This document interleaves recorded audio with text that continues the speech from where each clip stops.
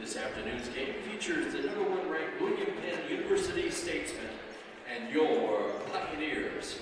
Coming into the contest, the Statesmen have a 22-1 overall record and 13-1 in conference play. And your Pioneers currently have a 12-11 overall record and are 7-6 in the conference.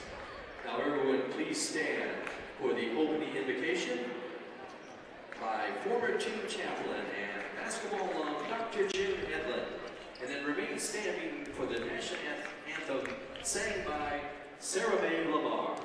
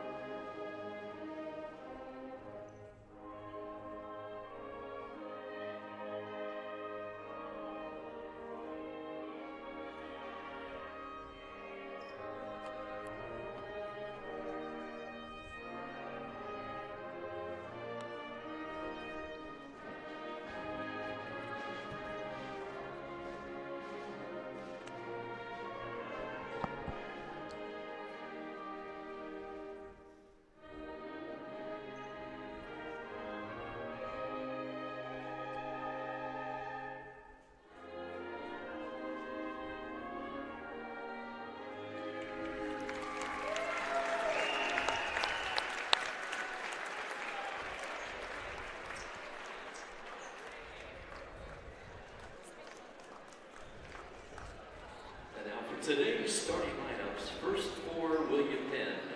Starting at guard, 6'4" senior from Detroit, Michigan, number 0, Kamari Newman.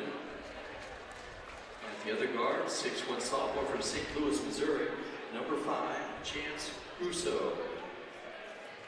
At the other guard, 5'10" senior from Hopkinsville, Kentucky, number 20, Hugh Cager. At forward, 6'6" senior from Houston, Texas, number 2, Kevion Blaylock. And at the other forward, 6'8" junior from Atlanta, Georgia, number 4, Rayon Cobb. William Penn is coached by John Henry.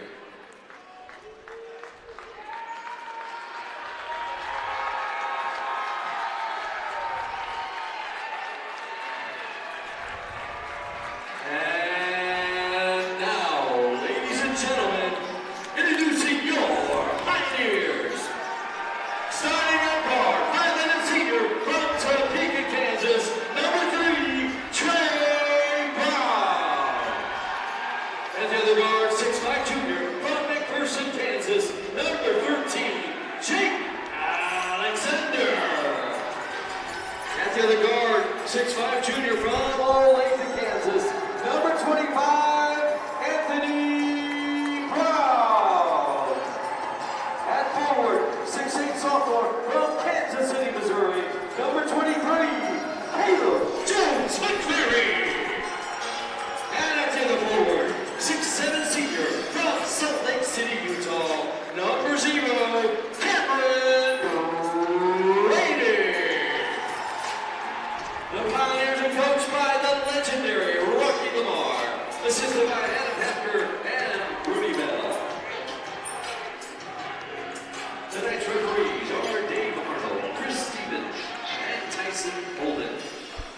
Welcome into the Cook Center for some Heart of America Conference action between your Mid-America Nazarene University Pioneers and the visiting number 1 ranked in the country, 22-1, William Penn University Statesmen here from Oskaloosa, Iowa.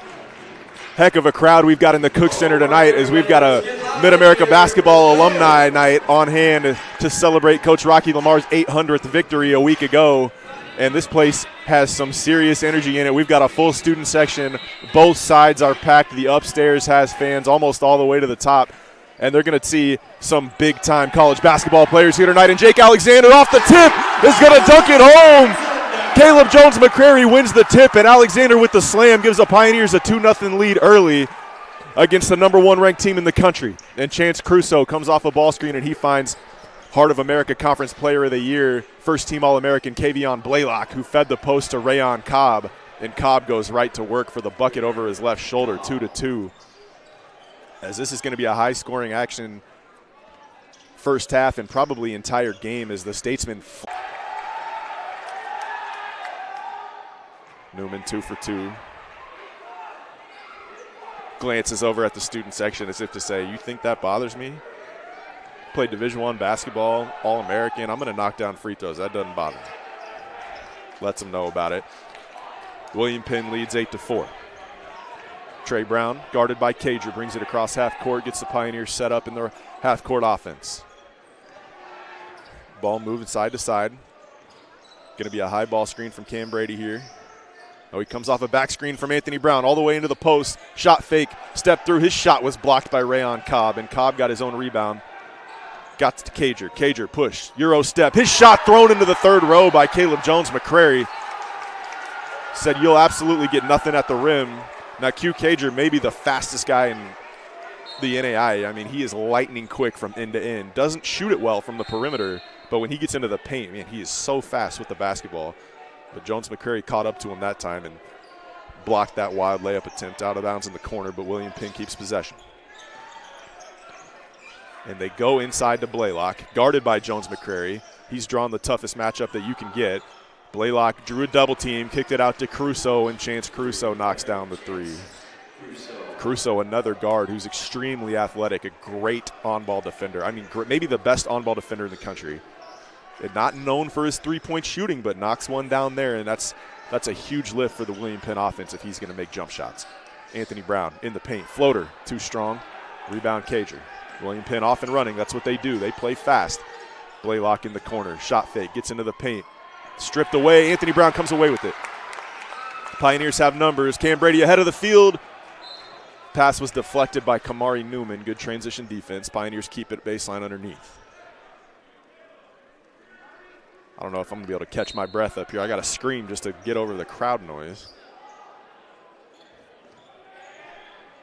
And a difficult contested shot from Anthony Brown, too strong. Statesmen, one of the best rebounding teams in the country, year in and year out. Grab the board and off and running. Crusoe left alone. Elbow jumper, good. 13-4 lead early from William Penn. Crusoe 2 for 2. Cam Brady, shot fake, drives baseline. He's fouled by Cobb.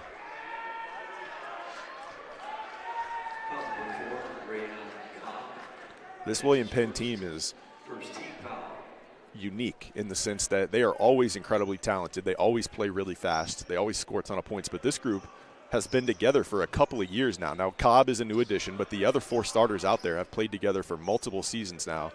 And when Coach Henry and Coach Sandquist have a group with this much talent that's been around for a while, they are dangerous, and hence the number 1 ranking in the country. Alexander off a ball screen, into the paint, shot fake. Gets back to his good hand, has to force up a tough shot. Might have been partially blocked. That's going to be a turnover. Statesman will take over. Statesman known for that high-pressure man-to-man defense, force a lot of turnovers, especially Cager and Crusoe, but that time it was Kamari Newman with the good defensive possession. They get it to him on the handoff. Shot fake. He gets all the way into the paint, drops one off to Cobb, and Cobb's going to throw it down. Pioneers just overmatched on the defensive end here early, as I don't know if the Statesmen have missed a shot that they didn't grab right back and put up and in. That's a full timeout by the Pioneers. So this massive crowd is quieted here early by the number 1 team in the country. We'll take a full timeout. Stay with us on MNUsports.com, MNU Sports on YouTube.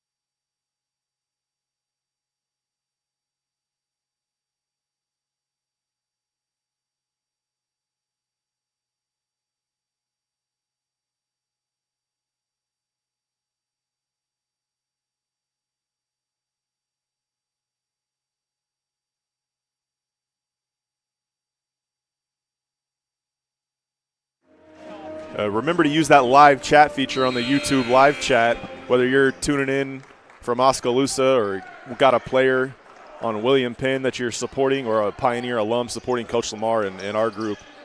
Helps out a solo broadcast. Interact, use that live chat feature. We're happy to provide a free broadcast during these times. So join us on the broadcast crew. Drew Smith, drive and kick, gets all the way to the paint. He goes floater, and he got it to go. Drew Smith, fresh off the bench, answers the bell out of the timeout with the floater from the baseline. Cuts into the lead, 15-6 your score. And he guards Crusoe top of the key. Chance, dribble handoff with Kamari Newman. Newman, left-handed, gets all the way to the bucket with his strong hand, lays it in left side. Kamari Newman's so tough to guard because he shoots it so well from the perimeter. But he's got a quick first step when he gets downhill, can finish on that left side as he did there. Pioneers back in their continuity ball screen action. Backdoor cut, Anthony Brown's going to dunk one home on the baseline. Caleb Jones-McCrary, such a good passer from the 5 spot. Little dribble at backdoor action, found Anthony Brown for the dunk. So Pioneers back-to-back buckets in the paint, maybe getting something going offensively. Cager tries a 3. That's not his strong suit. Pioneers love that shot selection. Cager off the mark, and Pioneers bailed out on that possession. Anthony Brown to Cam Brady. Brady looking for Drew Smith, turns it over. That's what Cager does well. Jumps the passing lane, off and running, drops it off to Rayon Cobb, who had his shot stripped away by Anthony Brown and then blocked by Cam Brady. So 2 excellent defensive plays in a row there by the Pioneers. Make it a 3rd. Offensive foul. Caleb Jones-McCrary came flying in out of nowhere and draws the offensive foul on on Blaylock. What a sequence. Following the turnover, Anthony Brown strips a would-be layup attempt. Cam Brady blocks a would-be layup. And then Caleb Jones-McCrary draws a charge on the nation's best player in Kavion Blaylock. What a play. 17-8 your score. 14:30 to go. Trey Brown negotiates the half-court offense for the Pioneers. Gets it to Cam Brady on the right wing. Nope, turns him down. Going to spin move, get into the paint, and draw a foul on Q Cager. Cager provides a lot of ball pressure, always does. So quick defensively. That time too much contact on the dribble drive. Darnell Miller checks in for the Pioneers, a senior out of Kansas City. Gives Cam Brady a quick blow. Pioneers in their floppy set, going to come off pin downs. Get it to Anthony Brown on the wing. Brown looking for Jones-McCrary in the post. Can't get it to him. Now Drew Smith, top of the key. Dribble drive, has to take a pull-up 3. Late shot clock, no good. And Kavion Blaylock climbs the ladder for that rebound. But a turnover. Cager looking for Frederick Jackson, who's just checked in. Couldn't get it to him. Pioneers fortunate, come away with one. Open 3. Darnell Miller's first shot attempt, no good. That's going to be last touch on the Statesman as Newman and Smith battled for that rebound. Last touch, Kamari Newman. Frederick Jackson, the 6'10" senior out of Killeen, Texas, an Adams State transfer, now guarding Jones-McCrary, 34 in the blue. Trey Brown, dribble handoff with Anthony Brown. High post to Jones-McCrary. He slips the screen, had a look at a layup. Good recovery from Cager. Trey Brown, baseline drive, got the layup to go on the left side. Trey Brown all the way to the bucket on the board. So 4 different Pioneers with 2, and Frederick Jackson the other way with the thunderous dunk in response. You can't relax for a second after a made basket against William Penn. They are down the floor in the blink of an eye, and that time Jackson rim run with the dunk, 19-10. Transition defense could not be more important against the Statesmen. The crowd trying to provide some energy here for the Pioneers, getting into it. Trey Brown into the paint, turnaround jumper. Right elbow, no good. Offensive rebound, Jones-McCrary couldn't quite pull it down. Kamari Newman grabs it and brings it across himself. He goes all the way into the paint, now pulls it out. 2 Pioneers left him alone, not the guy you can leave. Kamari Newman, an absolute sniper from the 3-point line. He's got 8 already. A couple at the rim and a 3-ball that time. Newman feeling it early. Got himself going with those 3 free throws. And a great play from Darnell Miller. So all 5 Pioneers on the floor on the scoreboard, all 5 with 2. Chance Crusoe into the paint. Another dunk for Jackson. As Crusoe, impossible to keep out of the lane off the dribble, just so quick. Brings that help side defender over. Just a little drop-off pass. We've seen that a couple times here early. And they've all been dunks for the Statesmen, which is why they score so many points and shoot such a high percentage. A lot of layups and dunks in transition and off that dribble drive. Drew Smith, kick out. Anthony Brown drive. There's the same play. This time it's going to be Jones McCrary for the dunk. As Anthony Brown got into the paint, drew the help side defender. Same thing on the other end, and this time Caleb able to take advantage and throw one down. 24-14 is your score. Under 12 minutes to go, first half. And that's not a matchup the Pioneers are going to be able to handle in the paint, as Kavion Blaylock exploited the switch, goes up for the easy deuce. But Darnell Miller right back the other way as the Pioneers getting off and running, starting to get their transition offense game going, but have struggled to slow the Statesman's pace, and now they jump into a 3-2 zone, hoping to do just that. Now you have to find Kamari Newman out of this zone. Everybody else you can live with a late contest, but not Newman. Q Cager catches it at the high post, goes right to the rim for the layup. So quick off the dribble. Cager's first basket of the ball game. Darnell Miller thought about a step back three, turns it down. And Jones McCrary had the ball batted around, eventually got it to Trey Brown, whose three was off the mark. And Statesman off and running. Jackson all the way in the paint. Q Cager to the bucket and one. Foul's going to be called on Jones McCrary, as Caleb went straight up vertical there. Must have got him down low with the body. Just his first personal foul, second team foul. But, man, William Penn with 30 on the board here before the 10-minute media timeout. It's just an offensive explosion early. And they're more than capable of doing that. We've seen it many, many times. Cager knocks down the free throw to complete the and one. And freshman guard Malik Edwards into the ball game out of Drexel Hill, Pennsylvania for William Penn, as well as Josh Watkins, the senior from Chicago, who's an absolute sniper. He's the other guy on this team that shoots it really, really well from the three-point line. That's number 11, guarding Trey Brown now. He and Newman, the three-point threats. Everybody else is just living at the rim. Trey Brown penetrates on Watkins. He draws a foul. He's going to head to the line for two. A lot of body contact on the dribble drive. Watkins disagrees, but that's one thing that the Statesmen are willing to live with, is some fouls on the perimeter, because they apply so much ball pressure, and they're so deep. They can plenty afford it. They have good players, 1 through 12 on the roster. The foul trouble of little concern, especially in their guards. So many good guards.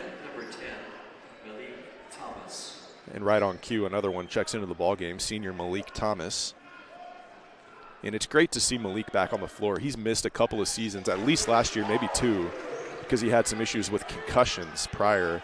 And, you know, that's scary stuff when you start talking about head injuries. But it's great to see he's been cleared and healthy enough to be back on the floor. A great kid and an excellent player, number 10 for William Penn. That pass mishandled by Jackson. A 2-on-1 break the other way for the Pioneers. Darnell Miller gets it to Anthony Brown, who couldn't come down with the lob.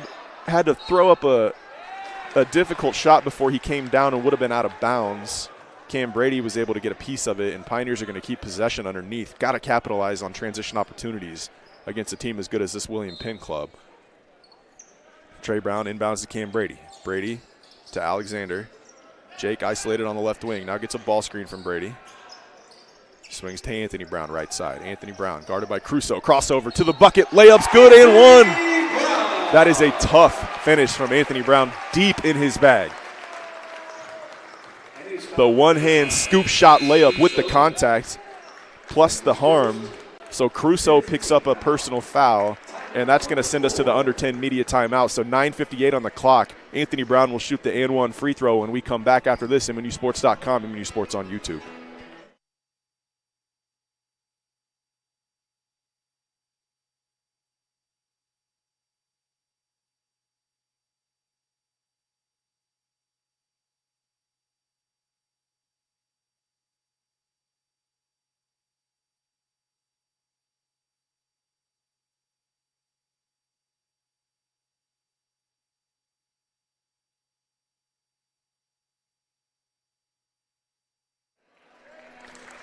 Giving some Mid-America basketball alumni some recognition in the crowd, as these are the 91 to 99 alumni Pioneers in the crowd.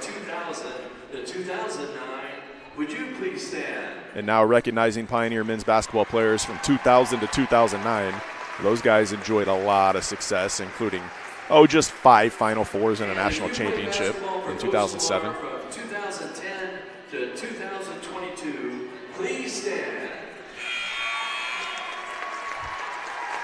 Now recognizing the alums from 2010 and beyond. Some of these guys I got the privilege of coaching across the way there. It's great to see so many Pioneer basketball alums back here supporting Coach Lamar in his final season, a legendary Hall of Fame career.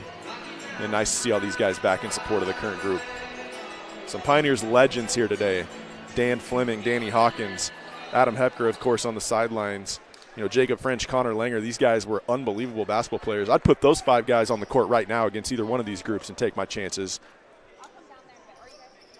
Also my guys across the way, Cam Crispin, Gabe Jordan, Jonathan Green, Dante Scroggins, Zach Helm. Love seeing these guys back in the Cook Center. Pioneers cut the lead to 10, and this ball stolen away by Cam Brady and then taken right back by Jackson. He couldn't keep possession of it. Pioneers are going to get it back. As Anthony Brown knocked down the foul shot on the other end, cut it to 10, and then a fortunate turnover here gets the Pioneers the basketball. Let's get this thing into single digits. Jones McCrary back in. And Trey Brown gets it to Anthony Brown. Now they do get it to Caleb top of the key. He's going to go dribble handoff action, looking for Trey Brown. His defender fell down. That was Malik Edwards, so thought about a 3, turns it down. Pioneers keep running some offense. Little high ball screen coming. Roll from Jones McCrary. Lifting out of the corner was Cam Brady, who takes a pull-up jumper, and that's his sweet spot. Got every part of the rim, didn't drop.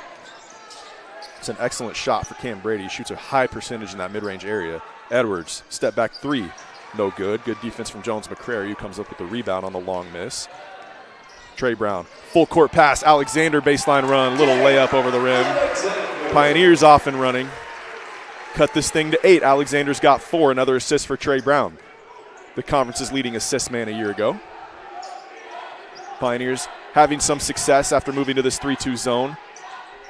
And right on cue, Chance Caruso had a chip shot in the middle of the lane but couldn't get it to drop. Pioneers running again. Trey Brown, what a catch from Cam Brady, and then lost it. The Pioneers have gotten a couple of stops, changed the pace of the game with the zone just a bit, and had a couple layups in transition the other way. That time Brady ahead of the pack, but couldn't quite handle the full court outlet, and Chance Caruso brings it across for William Penn and throws it into the third row.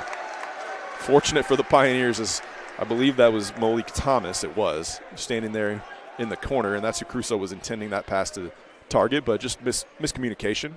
Fortunate turnover for the Pioneers. And they've got to take advantage of this group. There's plenty of talent on the floor for William Penn, but Kamari Newman and Kavion Blaylock on the bench, and that's the time you have to make a run. Alexander shot fake and drive. Anthony Brown shot fake and drive. In and out dribble all the way to the bucket. Got it to go. Just a little shoulder shake. Stopped that in and out burger with the left hand. Got the floater in. And we got a 6-point ball game here in the Cook Center as the Pioneers have settled down. And Anthony Brown's going to come away with a steal. Caruso gets it right back on the loose ball. Finds Josh Watkins in the corner. You can't leave him. Put back up and in by Malik Thomas. Watkins 3-2 strong. Malik Thomas there to tap it back in. Jones McCrary swings. Anthony Brown turns down a 3, gets the offense moving. They look to go high-low. They get it to Caleb Jones McCrary. Double team comes. Good help side defense. Malik Edwards came out of the corner to steal that away from Jones McCrary. Pioneers have recovered. Stopped the transition attack. That's priority number 1. And another turnover. That's going to bring in 5 new Statesmen. What a luxury to be that deep. You can go 5 subs when you need to. Cager, Blaylock, Newman, and Cobb. 4 starters back in. And their 5th will be Munir Newman, I believe, 23 in the dark jerseys. He's picking up Trey Brown at midcourt there. It's another freshman out of Philadelphia, Pennsylvania. Philadelphia, a point guard factory historically. And there's another turnover. Q Cager out in transition is going to be tied up by Trey Brown. And Cager's going to head to the line for 2 as Trey made sure he wasn't going to get that one off. No layups mentality, and that's the right play against an athlete like Cager, who's so quick going to the rim, but not an excellent shooter. Make him earn it at the free throw line. Not a dirty play, just heads-up defense. Can't turn it over, though, because when Cager gets those steals and gets out in transition, it's going to be a bucket or a foul every time. Cager's first one up and good. Senior out of Hopkinsville, Kentucky. Responds in kind, just walks to the free throw line, knocks it down.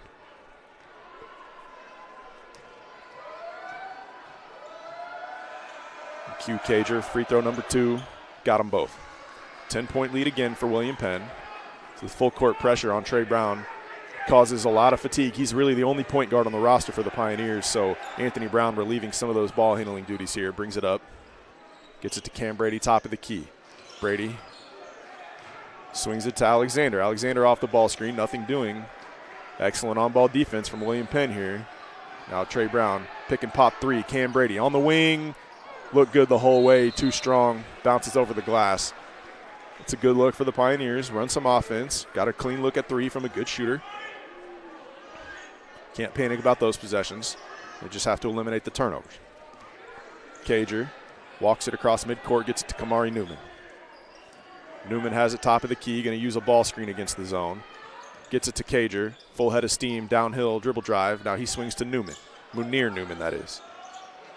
Munir Newton, excuse me, Newton, not Newman, who lost his footing, gave Trey Brown an angle. Trey Brown all the way to the bucket. No good. Cam Brady there to clean it up with the putback dunk. His first basket of the afternoon comes by throwing it down off the putback. And Brady's on the scoreboard along with 6 or 7 other Pioneers. Cut this thing back to single digits, and the Pioneers can't afford that one as Caleb Jones-McCrary going to pick up his second personal foul and an and-one from Rayon Cobb. Caleb Jones-McCrary. That's his second. Cobb's a 6'8" junior forward, Division I transfer from Grambling State from Atlanta, Georgia. One more shot. Wearing the Bread Jordan 11 retros, too. I'm going to point that out. Not many guys capable of gracing a basketball floor in some Bread 11s, but Cobb feels confident doing it. No good on the and-one, so still a 10-point ball game. Munir Newton with the long-sleeve T-shirt under the jersey. You don't see that allowed often in college basketball, and sometimes there's a medical reason for that. Not sure the case here. Darnell Miller, dribble drive, pull-up jumper on the right side. No good. Pedro Lopes battles for the offensive rebound. Pedro, the fifth-year senior from Brazil, makes a big play, gets the Pioneers an extra possession, and it's going to pay off with Cam Brady headed to the free throw line and another foul on Rayon Cobb. So great play from Pedro Lopes, who's been battling a foot injury all season. He's such an important piece to the Pioneers team when he's healthy. And you can see him wincing and grabbing at that foot in some pain. But comes up with a big offensive rebound, steals a possession, and Darnell Miller with a good pass to a cutting Cam Brady. Head to the line for two. And we got some William Penn fans in the chat. A lot of support for this club from Oskaloosa, Iowa, and why not? Man, they're fun to watch, and they're experiencing a lot of success here as of late.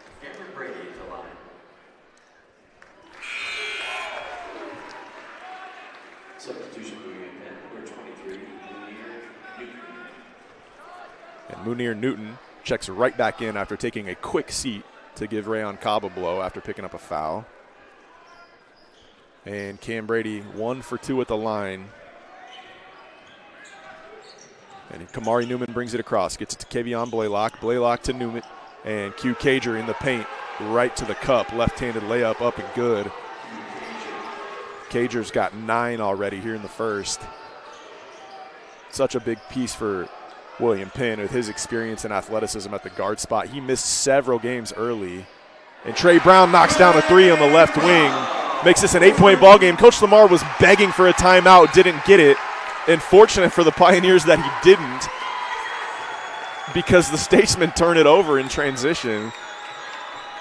And so Coach Lamar calmly shrugs and says, never mind, didn't want the timeout, just didn't want the Statesmen to get a dunk in transition again. Excuse me, that is Brandon Doss guarding Trey Brown, 13 with the long sleeves on. Munir Newton is in the ballgame, and he's guarding Anthony Brown now, 23. But 13 and 23 look similar in those dark jerseys from up here. And Pedro Lopes with the savvy heads-up veteran play, just no real estate on the baseline and throws it off of a Statesman. So Pioneers keep possession, but just 10 on the shot clock. Trey Brown looking to inbound to Lopes, now finally does, guarded by Newton. And Lopes going to go one-on-one in the post, nothing doing. Gets it to Cam Brady. Brady, shot fake's going to have to take a difficult contested shot over Blaylock. No good, but another offensive rebound. This time it's Darnell Miller. Look what I found. Little behind the back dribble, keeps it, and he's going to use a ball screen. Nope, it's an isolation. Left side, step back 3 on the way from Miller. No good. Offensive rebound. Anthony Brown, he got it to go. An unbelievable finish from Anthony Brown. He came flying out of the corner for the offensive rebound and was going to tip dunk that on top of a couple of William Penn statesmen, but was bumped in midair and still somehow got the finish to roll in. The soft touch and the friendly roll in the home gym from Anthony Brown, and he goes to the line for one more. That's the second foul on Q Cager, which is no small feat, as he's going to check out for Chance Crusoe to head back in the ball game. But what a finish from Anthony Brown. My goodness. We have seen some high-level athletes on the floor here today from both squads. Probably 6-7 dunks here in the first half, and what a putback that time from AB. And the commentator curse jinxed him as he couldn't get the and one foul shot to go. Blaylock, top of the key, surveys. I love Kavion Blaylock's game. This guy's the best athlete on the floor, skilled, can play inside and out, but doesn't force shots. He averages over 20 a game and never takes a bad one. Just runs the offense, calmly takes over the game at the end when he needs to. Pioneers out in transition. Darnell Miller couldn't get the layup to go in transition, was hoping for some contact, no whistle. Chance Crusoe takes a three. He's hit one already. This one no good. Rebound, Trey Brown, but it's going to stay on this end as Pedro Lopes whistled for a foul. Munir Newton hit the deck, and it's going to be a loose ball foul on Pedro. I think he was just trying to box out there, but may have extended the arms, and Newton sold it. Hit the deck, as that's a big, strong body. I know he didn't get pushed over. He sold that one, but that's a savvy basketball play, and picks up the foul on Lopes. Drew Smith back into the game. Watkins, three in the corner. That's what he does, knocks it down. Josh Watkins, a quick trigger. Shoots it so well from three and catch and shoot in the corner. That's all day long for Watkins. Trey Brown off the ball screen all the way to the cup. Inside hand layup, got the scoop finish to go. Trey Brown with the circus finish. He's got 9, makes it a 7-point ball game. 42-35, 3.5 to go first half. Offensive foul on, is that Kamari Newman or Watkins? 0, that's Kamari Newman. Didn't see it, it was away from the ball. I was watching the basketball and Newman was in the corner. Whistled for the offensive foul. I'm not sure what took place. I mean, he's such a good shooter, might have just been trying to create space, a little push off, and he's arguing his case, but to no avail. Pioneer basketball. Trey Brown to Cam Brady. Brady looking for Darnell Miller, finds him, right elbow to the rim, layup, no good. Offensive rebound, Anthony Brown had it batted around, eventually found Trey Brown, deep three, too strong. Another O board from Drew Smith. That's going to be one of the keys of the ball game for the Pioneers.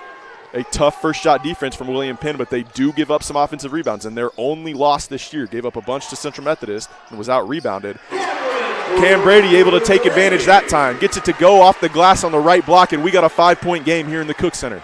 Under 3 to go first half, 42-37. Pioneers in the 3-2 zone. Blaylock surveys. Between the legs dribble, gets it to Kamari Newman. Newman penetrates right side all the way to the bucket. Layup, no good. And I think Newman is going to go to the line. A late whistle.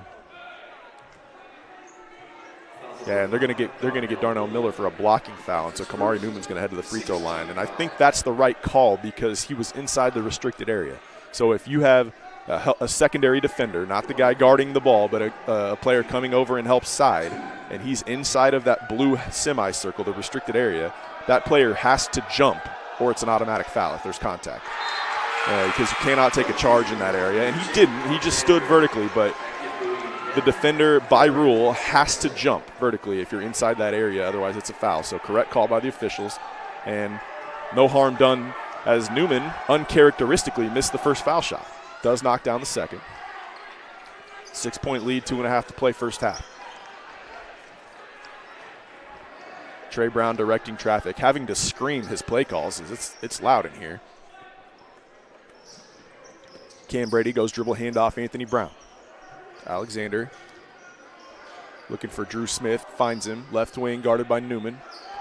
Drew gets in the paint, penetrates, jump stops, kicks it out Anthony Brown, extra pass, Brady's three, turns it down, penetrates, and he's going to head to the free throw line for a 1-and-1. I believe that's going to be on Jackson. It is. So the 6'10 Frederick Jackson having to guard Brady all the way out at the three-point line. Couldn't quite move his feet, stay in front. Little bump with the body and is going to send Cam Brady to the line for a 1-and-1. Knocks down the first foul shot. Important. Got to have the freebies at the line against a team like William Penn. couple missed free throws early, but Brady 2 for 2 this time. 43-39. Cam's got 7. Pioneers in the 3-2. Got to get out to Newman in the corner, and Cam Brady does as he sends that shot into the third row. How many times do you see a three-point jump shot blocked like that? Not often. That's the Zion Williamson play from a couple seasons ago. And Kamari Newman, unbothered, as he doesn't even know his defender's there. He shoots it with such confidence, but Brady with an excellent play to send that one away. Frederick Jackson, post touch, kicks it out back out to Newman. Kamari in the paint, floater, no good, but they're going to get Drew Smith with a foul from behind on the shoulder. So Kamari Newman, again, an excellent shooter, back to the free throw line. It's the last place you want to see great shooters, just get their confidence going by freebies at the line, and Newman's been there 5 times tonight. I think he's 4 for 5. Knocks down the first. He's up to 10, double figures already. This is a guy that averages about 19, 18.8 a game. Another All-American from William Penn. Knocks both down. He's got 11.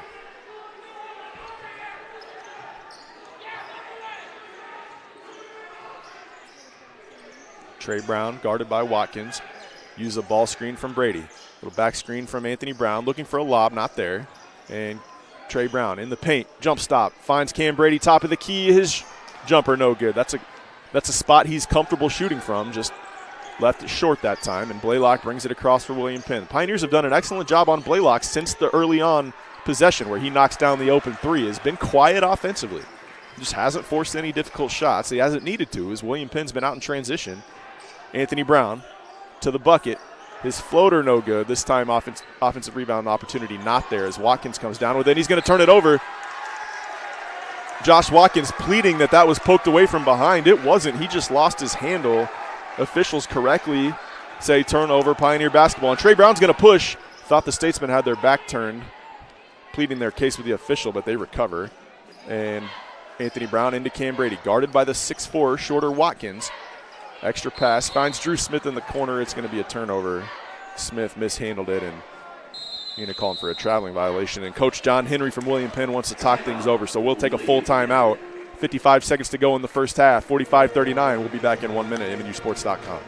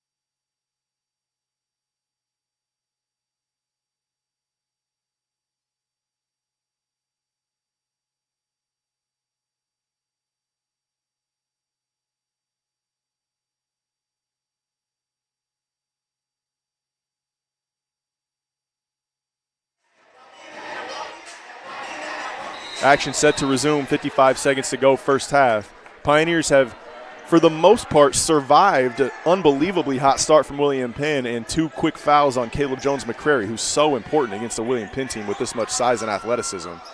And right on cue, Kamari Newman with a tough 3 from the right wing. Comes off a staggered double, sets his feet, fires, and knocks it down. He's got 14. William Penn leads 48-39. 30 seconds to go, first half. Pioneers are going to run this clock down. Get it to Pedro Lopes, right side. Back to Trey Brown, chase to the ball screen. Brown, elbow, shot fake. Swings it back to Brady. Cam Brady swings back to Trey Brown. Late clock, someone's going to have to create. It's going to be Lopes. Pedro into the paint, shoulder fake, jump hook. Got the friendly roll. Big basket from Pedro Lopes. And just 6 to go in the half.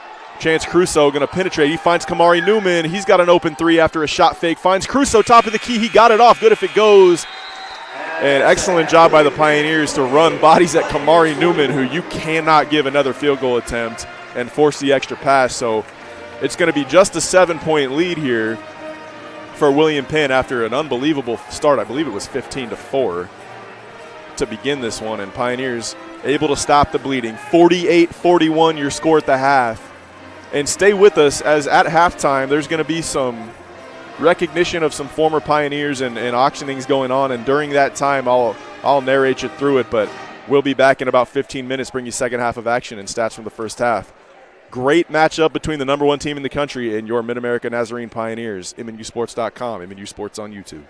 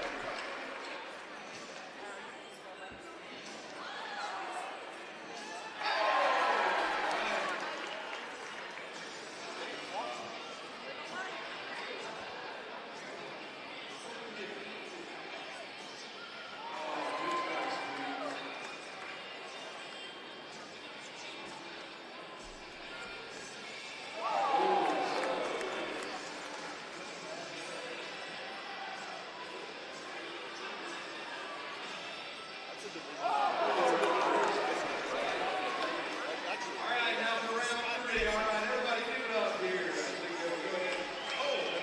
And there's not like 5 of them, there's like 12 of them. They just keep coming. Set down all 5. Okay, everybody awesome. yeah. It's insane.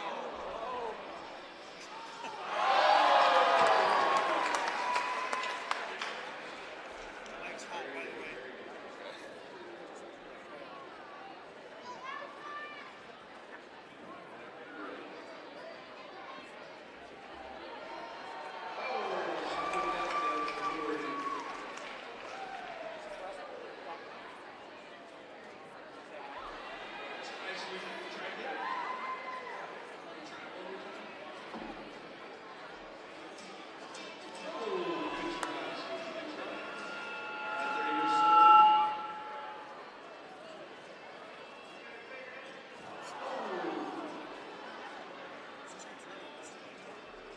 So on the way back, let's go ahead and put it through.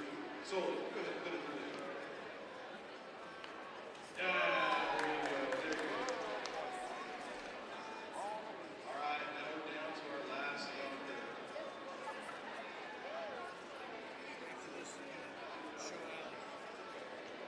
All right, it's all you. Oh, good try. Good try. All right. Why don't you guys face the crowd this way real quick? We've got some prizes real quick for each of these. But let's vote on who we thought had the best numbers. So I'm going to hold the ball over, and you guys get to vote for them. All right, so here we go, right here. All right, number 1, here's your soul. All right, now what about our youngest one coming in 3? There we go. What about right here? And last but not least. Be a tough one. Let me think. Let me think. Where is our game? Got that up there? Ball. All right. So each and every one of you gets a prize back here. It's got some MNU swag, and they're going to get our championship prize. There we go. There we go. And I think today's championship goes here to Landon. It is an autographed basketball by Rocky Lamar. One more time, a round of applause for these junior jammers. Thank you, guys.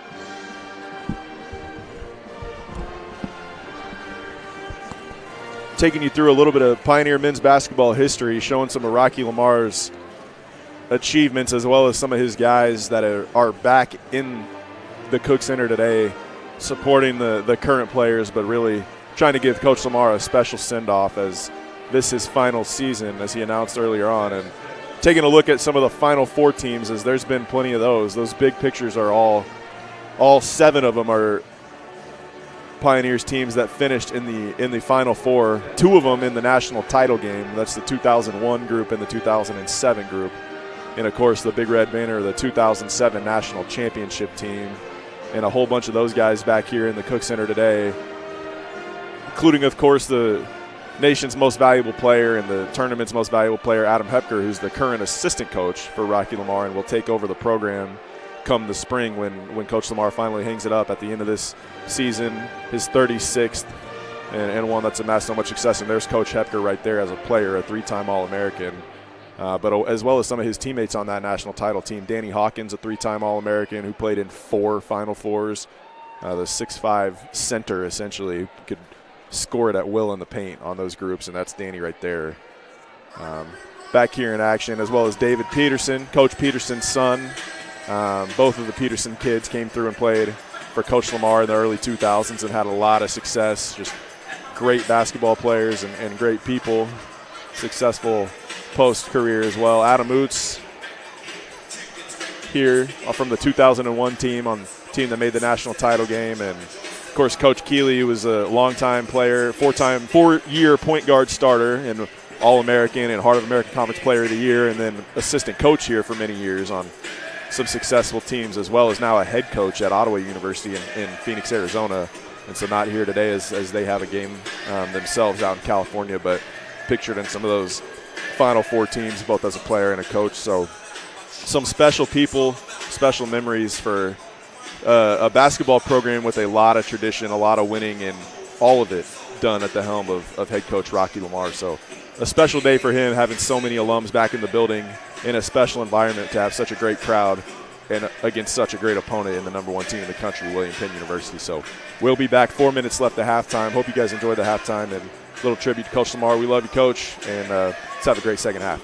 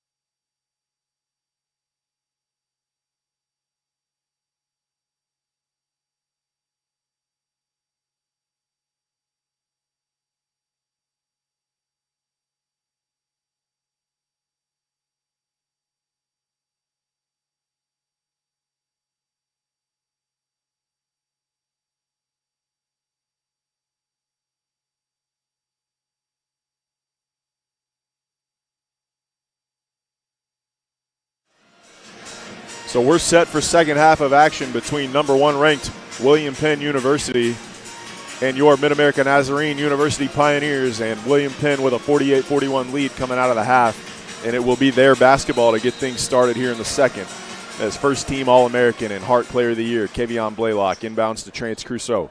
Crusoe to Cager, who's guarded there by Cam Brady. Brady will give him a lot of space, try to use his length, but Cager's so quick, just goes right by him. He gave him 6-8 feet of space, and Cam Brady, one of the best shot blockers in the conference, and Cager right to the rim with the layup. He's got 11, and just so tough to keep out of the paint off the bounce. Pioneers looking to respond. Trey Brown top of the key. Trying to isolate Jones McCrary in the post. They do. Caleb has it now. Double team comes. Cager poked it away. Came away with the steal. He's off and running. Numbers for the Statesman. Kamari Newman's going to take a corner three in transition. Left is short. That's a dangerous proposition, but rebound Anthony Brown. Pioneers off and running. Trey Brown, shot fake again. Got him off his feet 3 times. Trey Brown got Kamari Newman to bite on a fake, and then Blaylock twice, and finally earns himself a trip to the free throw line. Foul's going to be on Blaylock, his second.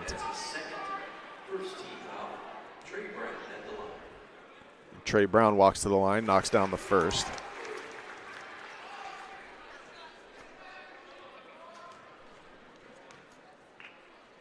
Brown, second one, rattles out. So rebound Crusoe.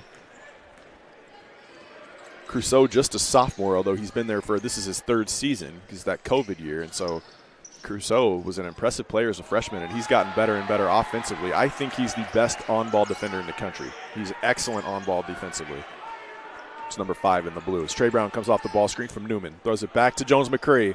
High-low pass to Cam Brady. He didn't even come down with it. Just turned over his shoulder midair and tried to get it off the glass. And, man, it was all the way down and rolled out. Just hit every part of the rim. Doesn't drop, and unable to maintain possession. It'll be William Penn basketball.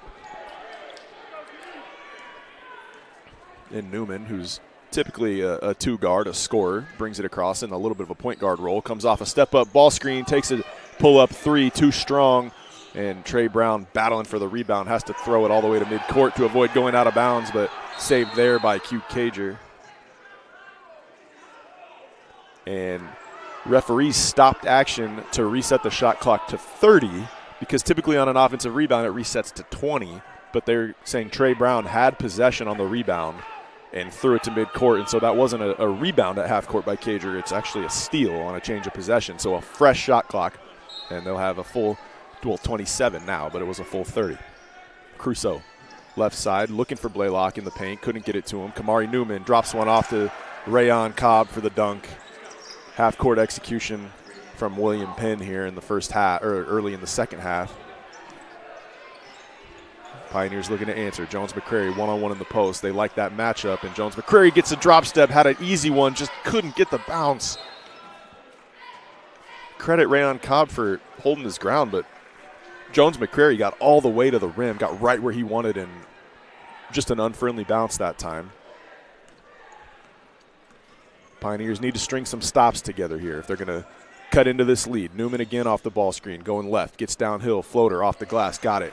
Kamari Newman with 16. That lead's stretched to 12.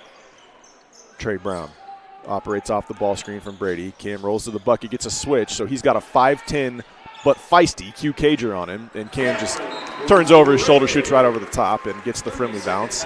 Take advantage of that switch as Cager, an excellent defender, but mostly on the perimeter, guards point guards, and got on the 6'7" Cam Brady, easy basket for the Pioneers. So quick 30-second timeout. We'll be right back. Don't go anywhere on MNUsports.com, MNU Sports on YouTube.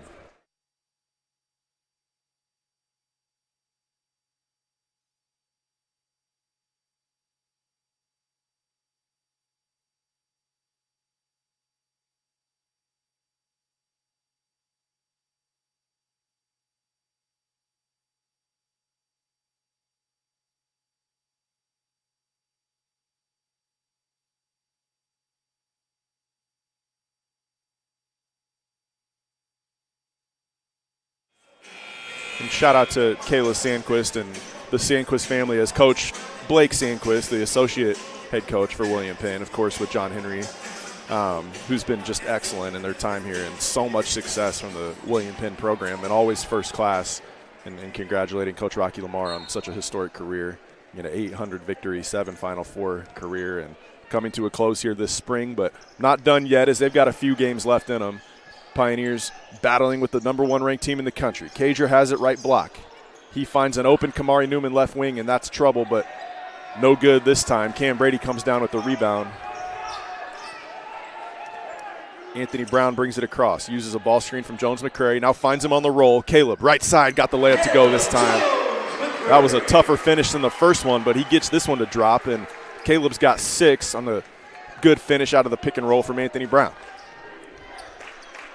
Crusoe surveying Pioneers back to the 3-2 zone. Had more success in the first half in the zone than trying to guard these guys man-to-man, and this time Cager snaked his way all the way to the rim and had a relatively uncontested layup, and he's upset with himself because he missed it, just rimmed out. And he's going to continue giving himself a pep talk here as he uncharacteristically, he finishes at a high rate around the rim, and now Statesmen throw it all the way into the backcourt on the baseline underneath. That's a legal play. Pioneers kind of wanted a turnover, but it's not. You can do that. And Blaylock, corner 3, knocks it down. This guy has been quiet as a church mouse, and you look up and he's hit back-to-back threes. He's 2 for 2 from downtown. He's got 8 points, just kind of controls the game. There's the defensive rebound. He's going to bring it across. Finds Cager. There's an assist, or should have been. Cager's layup no good, fouled by Anthony Brown.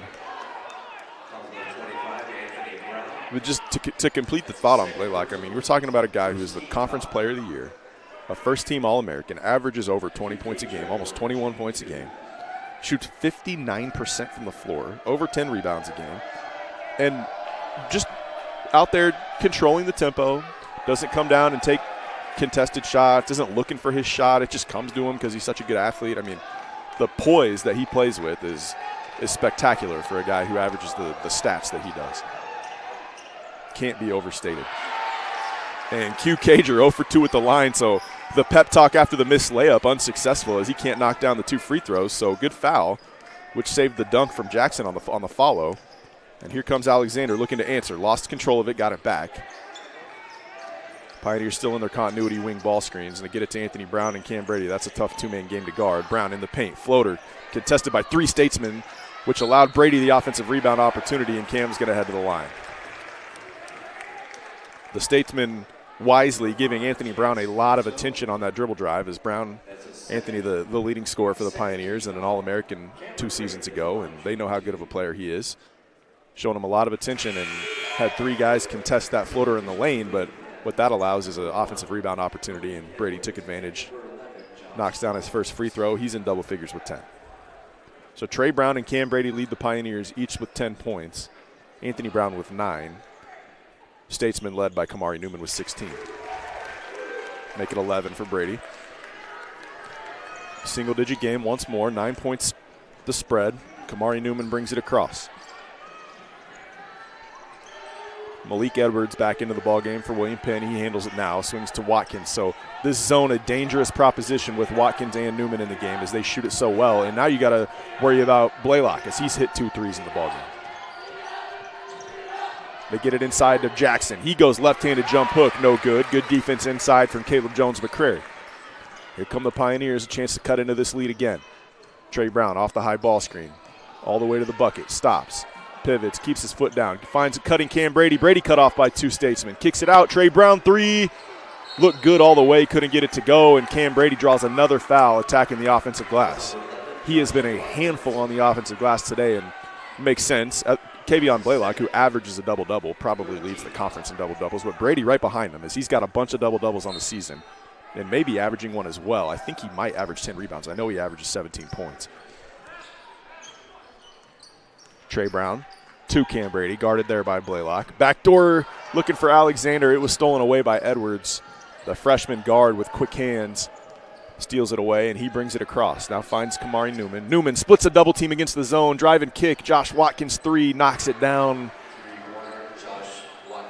And it's tough to get out to those corners when there's 2 snipers on the floor like there are right now for William Penn, and Watkins takes advantage. He's hit 2 corner threes now. Lead pushed to 12. Alexander gets it to Trey Brown, left wing. Ball screen from Brady. Trey into the paint, a little behind the back dribble, drops one off to Jones McCrary. One-on-one in the post with Jackson, goes right over him. Lays it in over the front of the rim. He is too much to handle one-on-one in the post. The Statesmen not accustomed to needing a double team as their bigs are terrific, but Caleb Jones McCrary is a handful one-on-one. They've got to send help. That time, Trey Brown steals away the skip pass from Newman, and Pioneers have numbers. Brown into the paint, shot fake, lost his footing, but got it to Alexander. Jake going to try a three from the top of the key, left it short. Offensive rebound, Brady, and it's going to be batted away, eventually stolen by Malik Edwards. Edwards off and running, and he's going to have it stolen away by Anthony Brown to Trey Brown to Cam Brady for the dunk, and Brady's going to throw one down. What a wild sequence in the backcourt as that ball changed possession about 4 times. Trey Brown's begging for a timeout. They can't take him off the floor, so the only way he gets a rest is by taking a timeout. Blaylock shot fake and drive from the left corner. He was going to try to go up over Jones McCrary, but lost it on the way up. Anthony Brown in transition is going to be called for maybe the worst charge I've ever seen in a college basketball game, as Anthony Brown completely stopped his momentum, went Euro step, and Kamari Newman just fell down after almost no contact, and he's going to draw the charge. It's a good play by Newman. I mean, you have a disadvantaged situation in transition defense, try to cut your guy off and draw a charge, and he did. He was successful, but I disagree with that one, as there was minimal contact. Anthony Brown did a nice job of stopping his momentum, but play on. Referees didn't ask my opinion. Josh Watkins, 3-ball, no good, rebound AB. 8-point ball game. Trey Brown begging for a timeout, but thought they might have had an advantage situation. Coach Lamar loves to call timeouts after a made basket, so they're hoping Jones McCrary can get him one. And he had a layup go off the glass and rattle around the front rim and fall out, so can't take a timeout on a live ball situation. And Blaylock right to the bucket the other way. Got his own rebound on the tip, but couldn't get it to drop. Pioneers have numbers, a 3-on-2 break. Brady inside one-on-one with Watkins, who just absolutely flops, and thankfully the officials get this one right. As Watkins, again, it's a smart play. Newman did it the first time, and this time Watkins, who had a disadvantaged situation. He's 6'4", and he's guarding a 6'7" Cam Brady in the post. Why not try to draw a charge? If you call a block, no harm done, right? You just don't give up an easy basket, which he would have had he not fouled. So it's a good play by Watkins, but correctly called a block. Allows Cam Brady to check out, take a breather.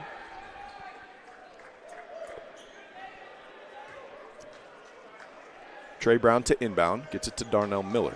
Now Jones McCrary. Dribble handoff with Miller. Darnell thought about a three, now probes. Anthony Brown guarded by Malik Thomas now. Brown right by him, drops one off to Jones McCrary. Reverse layup, no good, but the follow from Jake Alexander. Great play from Alexander. He came flying in out of the corner, makes this a 6-point game. So Pioneers are actually +1 in the scores column here in the second half, although it's felt like the Statesmen have had control. But several turnovers in a row have plagued them, and right on cue, Jones McCrary jumps the passing lane, little free safety. Read the quarterback size, got the steal, and Pioneers cut it to 3. Trey Brown, 3-ball, corner pocket, knocks it down, and timeout Statesmen. We got a 3-point ball game. William Penn leads 60, Pioneers 57. We'll be back in 1 minute. MNUsports.com, MNU Sports on YouTube.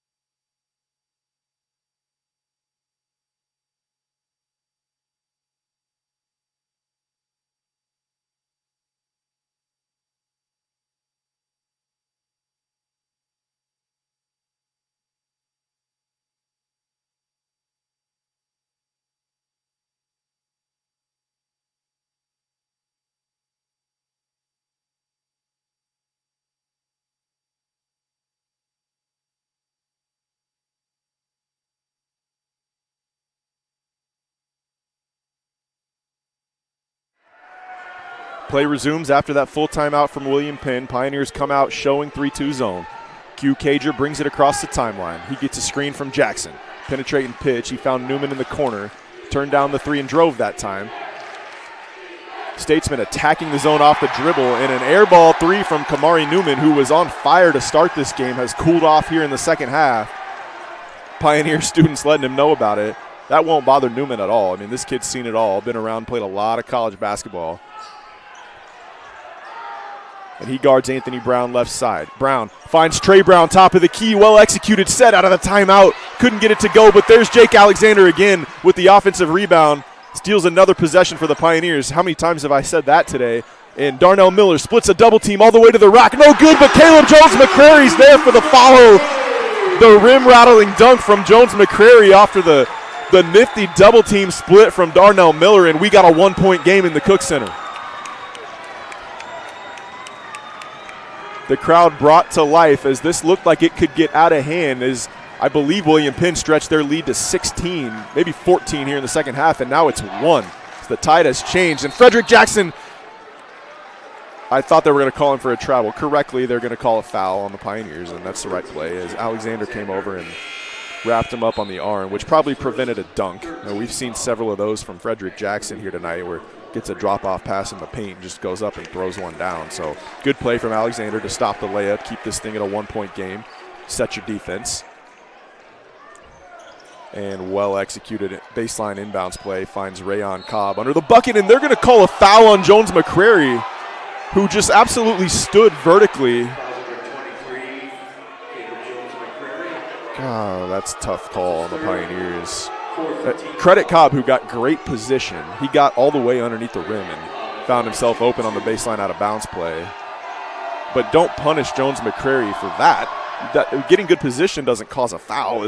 Jones-McCrary literally stood vertical, and Cobb did go into him, created a bit of contact. I don't think it was illegal, but Cobb to the free throw line, knocks down the first. Make it 2 for 2. So Rayon Cobb puts William Penn back ahead by 3, and he's in double digits with 10. Trey Brown to Jones-McCrary. That's Caleb's 3rd personal, so with just 10 minutes to go, you can leave him in. Don't have to take him out at this point, but 3 personal fouls, something to keep an eye on. It's Jones-McCrary looking for Darnell Miller. He's being denied by Newman. Newman, excellent defense away from the basketball. Darnell, step back 3, he got it! Darnell Miller ties us at 62. As Kamari Newman was denying him the basketball, and when he finally got it, he took full advantage.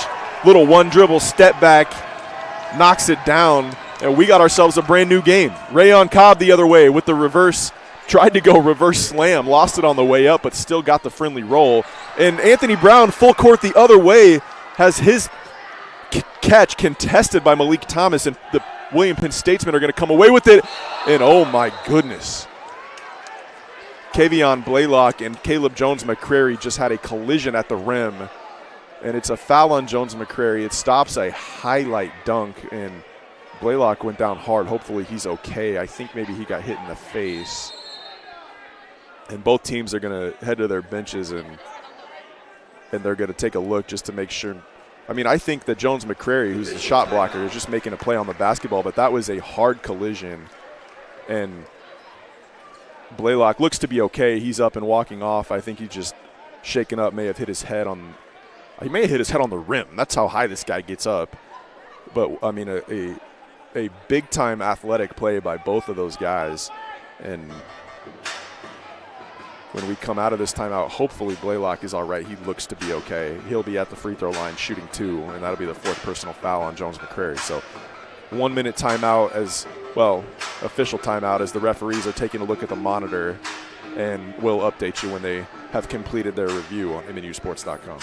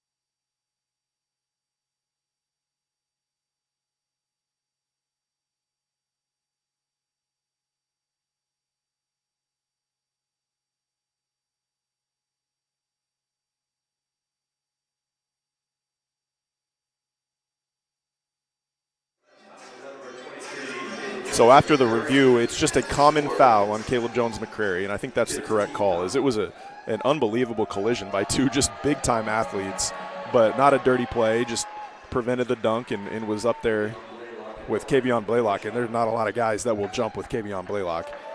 And Blaylock steps to the line, knocks down the first one, and it's good to see that he's okay after he went down hard. But Jones-McCrary will take a seat with his 4th personal, and that's a huge loss for the Pioneers. Again, the team with this much size and athleticism like William Penn, Jones-McCrary, a very important piece of the Pioneers group, especially with Pedro Lops, who's in the game now, bothered by a foot injury. So Anthony Brown looking to respond. Pioneers down 4. Turns the corner, guarded by Crusoe. Comes off a screen from Lops into the paint. Crusoe cuts him off there. Kicks to Miller. Darnell Miller, another 3, no good. Offensive rebound, put back, Cam Brady. No good. Ties up Rayon Cobb, and Pioneers have possession. So the possession arrow favors Mid-America. They'll keep the basketball after Brady's putback attempt, no good, and then Cobb and Brady tied up on the offensive rebound attempt. So baseline underneath. Lops has it here. Gets it to a wheeling Trey Brown on the baseline side.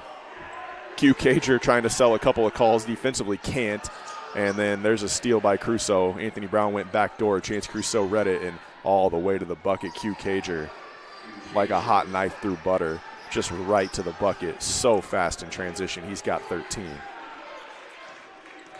Capitalizing off turnovers. That's what William Penn does so well. They are dangerous in transition. Pioneers have done a good job minimizing those until right now, as that's going to be 2 in a row. Trey Brown went down hard, and he's not getting up. That's bad news for the Pioneers, but the Statesmen are off and running in transition, 4 on 5, and Brown's trying to hobble back into the play. He does now get back to guard Cager, although he's limping. Cager turns it over. Good hands that time, I believe, by Brown, and Darnell Miller came up with it. Finds Anthony Brown in the corner. Thought about a 3. Now he takes one after the shot fake. Too strong. Rebound Malik Thomas. And Crusoe's got numbers. Trey Brown takes a foul there at midcourt because I don't know if he can stay in this game. He's going to come out, I think. Jake Alexander is at the table ready to check in. And they are going to give Trey a blow here. And I don't know if he's cramping or if he got hit in the thigh or what. They're going to go to work on him over at the training table. And the Pioneers will play without a point guard here for a while. Anthony Brown and Darnell Miller will split the ball handling duties, I would guess. Malik Thomas in the post, drops one off to cutting Kamari Newman for a layup. Kamari Newman snuck behind that zone for his 17th and 18th points of the game. William Penn's lead back to 8.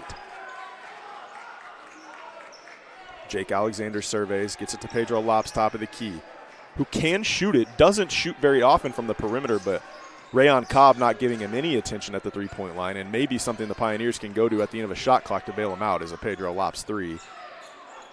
And Darnell Miller finds him, who kicks it out to Cam Brady. Corner 3, knocks it down.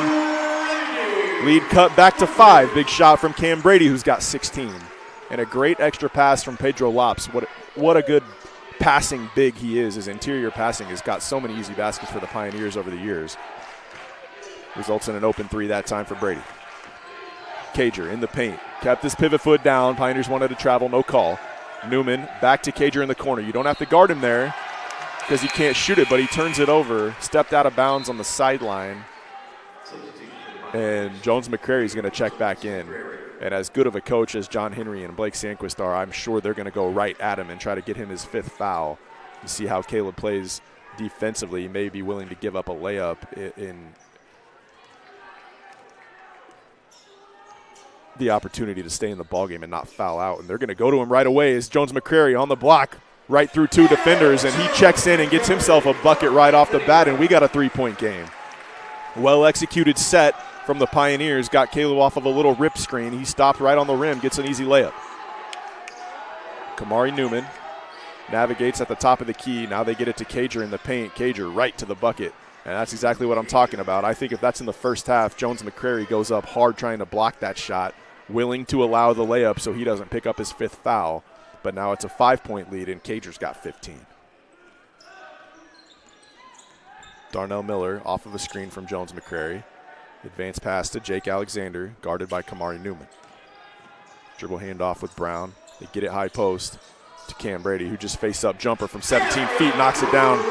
That's his sweet spot, that mid-range jumper, and he's got 18. Pioneers cut it to 3 once more. Chance Crusoe running the point now for Penn. Gets it to Cager in the middle of this zone, and he's been dangerous attacking the zone from that high post area as he gets to the rim so well. And Newman once again steps out of bounds on the sideline. That's twice in a row. The first time it was Cager. That time it was Kamari Newman looking confused. I don't know what rule he's confused about. There's blue lines surrounding the court, and if you step on them, you're out of bounds, and it's a turnover.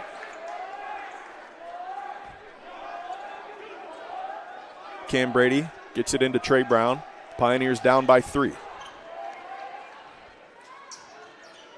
And the ball pressure from Q Cager almost forces yet another turnover, but eventually Anthony Brown came away with it, bails out the Pioneers. Backdoor cut from Trey Brown.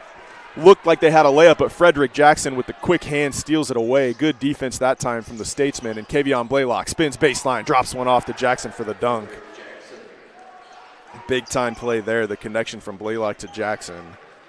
And Frederick Jackson has 6 points. I think all of them have come by way of dunk. And timeout Pioneers. Coach Lamar wants to talk things over. So William Penn leads 74-69, 5:25 to go in the ballgame. We'll be back after a full timeout on MNUsports.com.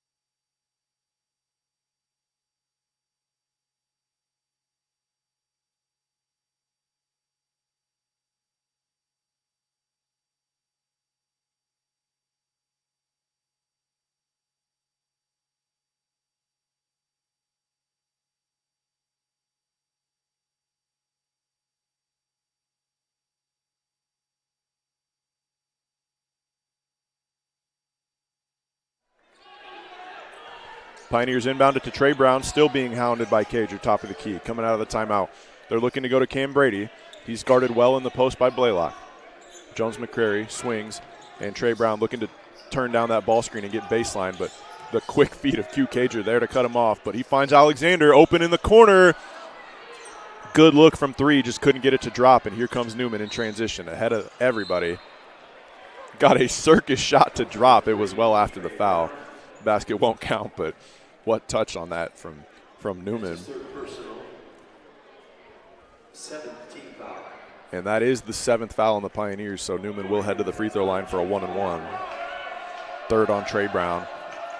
Newman's free throw spins out, so fortunate bounce. Pioneers get away with one. Kamari Newman doesn't connect on the free throw. He's up to 18 points in the game, and I'm sure close to 90% from the free throw line, but not that time. Jones McCrary with the follow, couldn't get it to drop as Trey Brown's layup couldn't go. And Cager in transition, stops, gets it to Blaylock, retreats, goes inside to Jackson, kicks it out to Crusoe, and William Penn content to run some clock here. Crusoe still standing near the volleyball timeline. Now he initiates the offense, gets it to Newman, who gets it to Blaylock, and just a smooth turnaround jumper in the corner. Blaylock knocks it down. He's got 12. Pioneers off and running. Jones McCrary to the bucket in transition, draws a foul on Frederick Jackson, and Caleb will head to the line for 2. Free throw shooting going to be so important down the stretch here for both clubs. This is going to remain a close ball game, and Caleb, an excellent player and so important to the Pioneers, has struggled from the free throw line in his several games this season. Such an important piece when he got eligible, but calmly swishes the first foul shot. 2 for 2 would be very crucial here. And right on cue, knocks them both down. Up to 14 now for Caleb. 76-71, 4:14 to go in the ballgame. Pioneers still in that 3-2 zone. The pace has slowed significantly in the second half after a wild up and down first half of action from these two teams. Anthony Brown guards Crusoe. Now they get it inside to Blaylock. He takes another little fadeaway jumper. Left this one short. Offensive rebound, Jackson, and he's going to be fouled. Cam Brady will be whistled for the personal, I believe. It is on Brady. So Frederick Jackson will head to the free throw line. The 6'10 senior, not sure his percentage from the free throw line.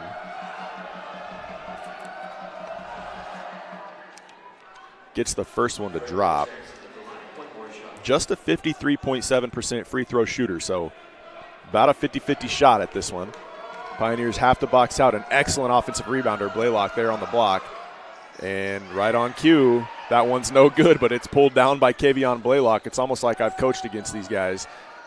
And that would have been a dagger three from Kamari Newman, but it rattles out. And a heck of a play from Jones McCrary as he jumped out of bounds on the baseline, had nowhere to go, and threw it off a Q Cager. So last touch, William Penn, and Cager and McCrary, Jones McCrary share a little high five and a smile as no harm done. Just a heads-up basketball play. Trey Brown handles, gets it to Anthony Brown. He's going to use a flat ball screen.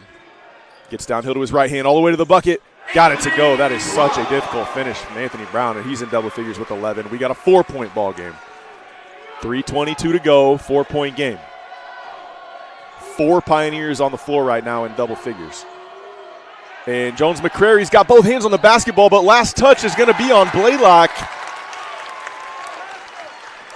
So another fortunate bounce. This time, Pioneers are going to get a turnover and have an opportunity to make this a one-possession ball game. Coach Hepker and Coach Lamar directing traffic from the sidelines. They've got a set they want to go to in this situation.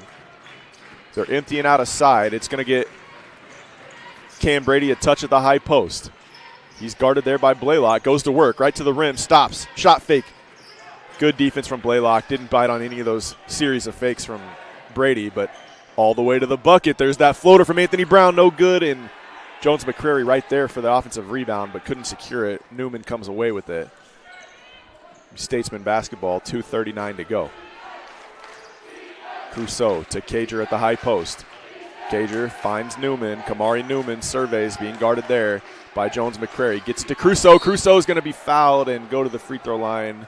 I think it's Anthony Brown that reached in and got the arm. It is.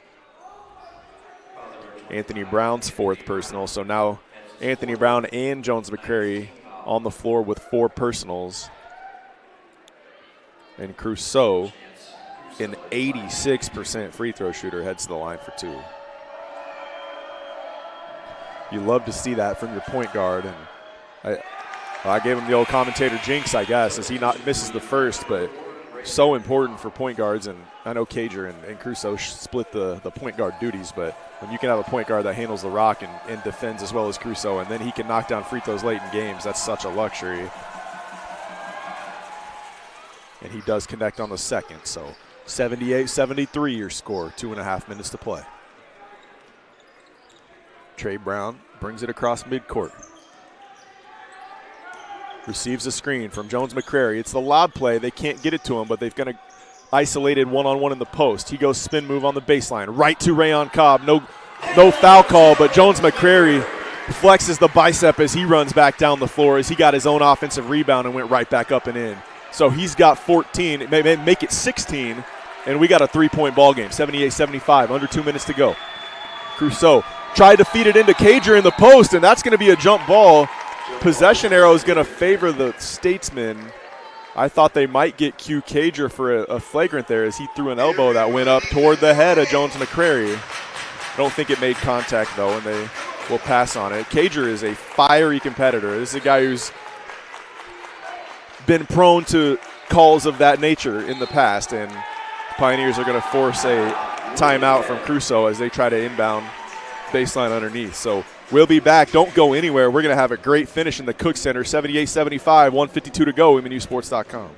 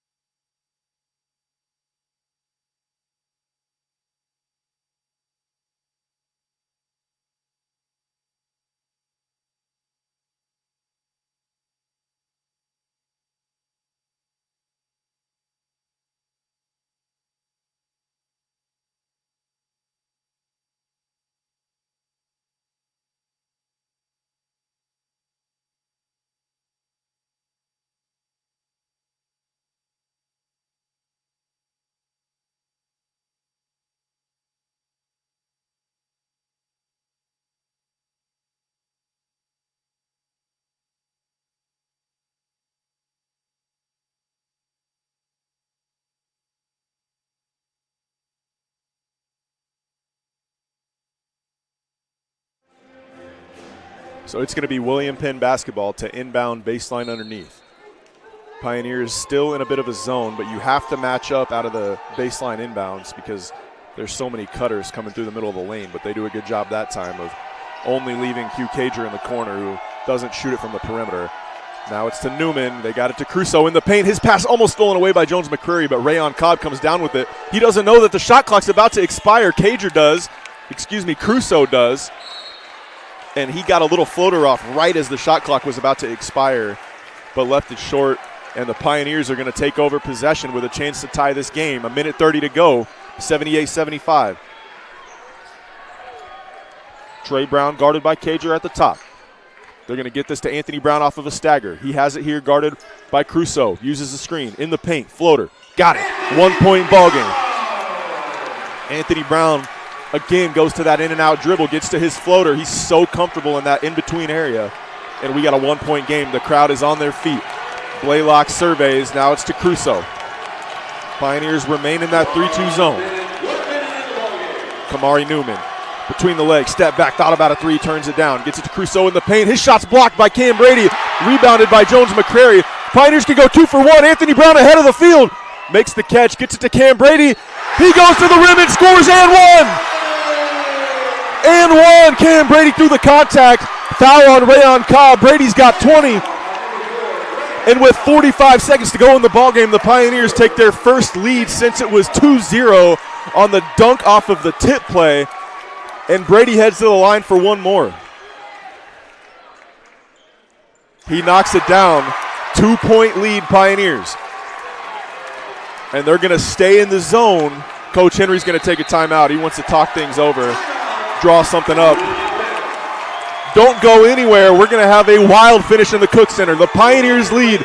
Number 1 ranked William Penn, 80-78. 42 seconds to go in the ballgame. MNUsports.com.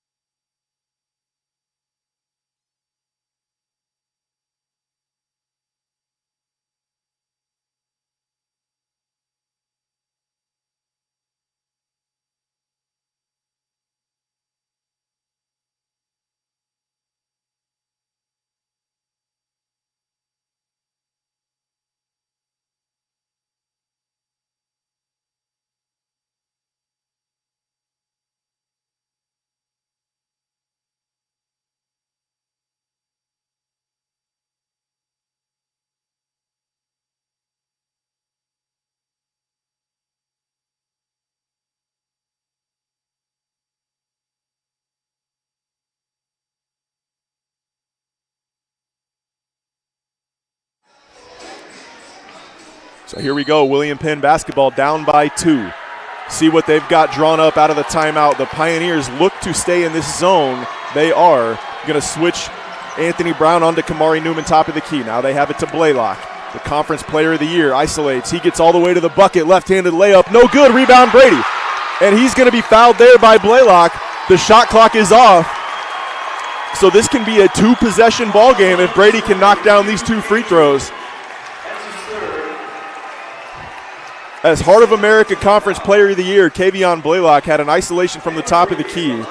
Goes to the bucket, got downhill to his left hand and just couldn't get the left-handed layup to go. And Cam Brady snags yet another rebound. I'm sure he's on track for another double-double as he's sitting at 21 points and a bunch of rebounds. Heads to the free throw line for 2, or 1-and-1, excuse me. And he missed it. 2-point ball game, rebound Blaylock. And Blaylock's isolated on Anthony Brown. He drives right, pull-up jumper over Brady. He got it. That's why this guy's a first-team All-American. Blaylock calmly responds, comes down and knocks down a pull-up jumper to tie the ball game. And the Pioneers turn it over in the backcourt.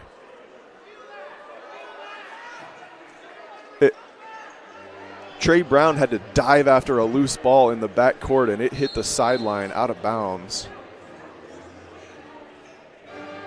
And the officials are going to go to the monitor and review this, because I think Coach Rocky Lamar is saying that if that ball's not out of bounds, then we'll take the timeout in the basketball if Trey Brown was not out of bounds there. So they're going to go to the monitor and review. What a weird sequence to end this game.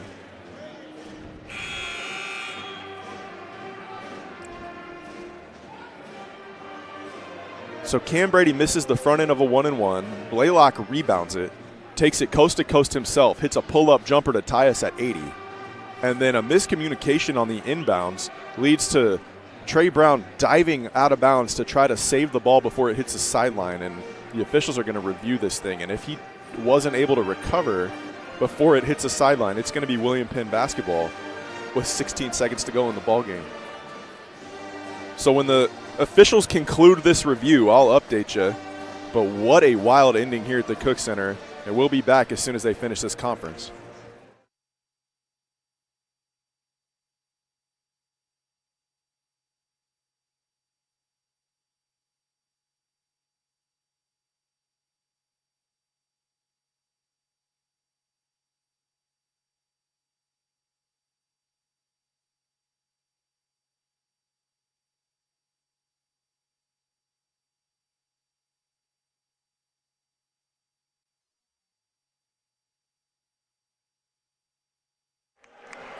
So after the review, it is William Penn basketball, and Chance Crusoe is going to inbound on the sideline.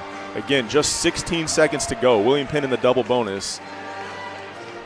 Maybe you take it. I don't think you take a chance in fouling a guy like Kadra. It's a tie game. You got to try to get a stop here, but you know this ball is going to Newman or Blaylock, and it's Newman now. Pioneers are still in the 3-2 zone look. Anthony Brown and Trey Brown up top now. Screen from Blaylock. Alexander steps up. Now Anthony Brown pokes it away. That's a loose ball. Trey Brown's got it. He calls timeout. 1.3 on the clock. So an excellent. They'll go to the monitor and review this. The Pioneers may get another second or two on the clock. I think the clock ran a little bit after Trey Brown was begging for a timeout. So a big defensive stop as Jake Alexander, Anthony Brown, and Trey Brown are all poking around the basketball, and eventually Pioneers come away with the steal. And we'll be back after this full timeout on MNUsports.com, MNU Sports on YouTube.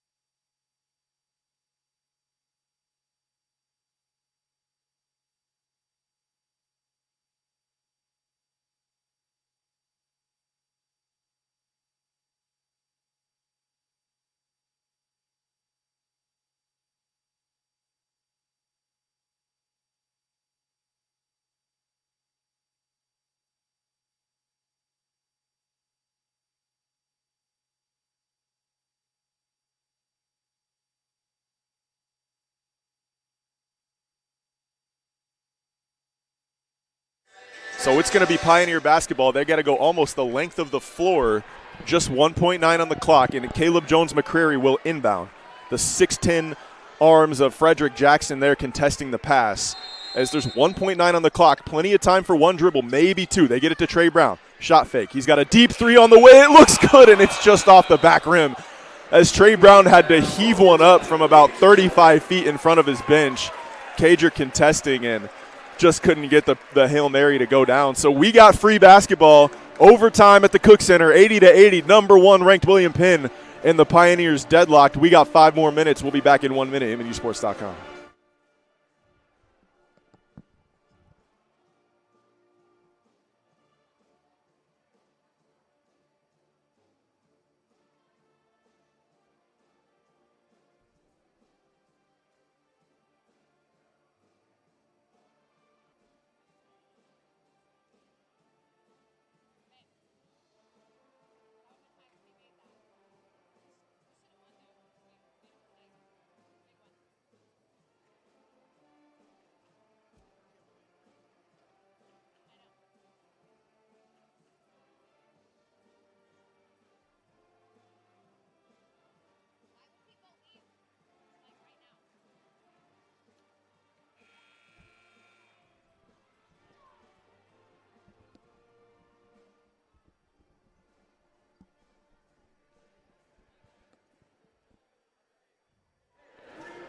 Well, let's play 5 more. Why not? Just a terrific basketball game here between William Penn and your Pioneers. And both teams going with their starting groups. Excuse me, no, William Penn has Frederick Jackson in for Rayon Cobb and Josh Watkins, who came down with the tip in the game as well. So 2 excellent shooters in Newman and Watkins in the game to counter this zone from the Pioneers. Trey Brown pokes the ball away, but Cager recovers. Cager penetrates, gets into the paint. Layup, no good. Rebound, Brady. He's going to be fouled. If that's Jones-McCrary, it's his 5th. Nope, it's Cam Brady. So that's Brady's 2nd. And Cager heads to the line for 2. It was a late whistle. I do think it was the right call, but it was a late whistle, so the crowd reacted negatively. Cager knocks down the first. And the crowd is out of their seats down low behind the goal. You can't see them from this camera angle, I don't think, but they're lining the door and the walls, and that's a familiar sight in William Penn Gymnasium, but Cook Center just a bit bigger, a few more people capacity-wise in the gym than in Oskaloosa, although Oskaloosa probably is the best home court advantage in college basketball right now. An incredibly difficult place to win a basketball game if you're an opposing team. But don't have to win in Oskaloosa. You got to win in Olathe today, and the Pioneers are clawing their way into trying to do that. Cam Brady with just a textbook Carmelo Anthony-esque reverse pivot, face the basket, pull-up jumper from the mid-range. He's got 23. Pioneers lead by 1. Blaylock looking to answer. His shot was partially blocked by Alexander, but Cager able to come away with the offensive rebound amongst the trees and then couldn't get the putback to go. Trey Brown came away with it, and Pioneers had the basketball. Up 1, 4 minutes to go in overtime. Anthony Brown all the way to the bucket. Went back to that one-handed scoop shot, couldn't get it to go, and Jones-McCrary battling for the rebound, but Blaylock came away with it. Kamari Newman in transition. Man, 3 Pioneers ran at him, and you have to, but he goes all the way to the bucket and finishes over Cam Brady. Big-time basket from Newman. Puts the Statesman back on top by 1, and Kamari Newman has 20.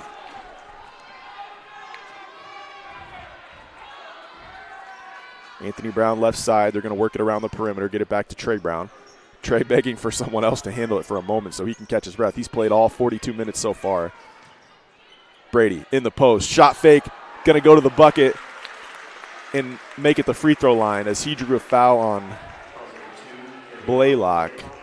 Only Blaylock's 3rd.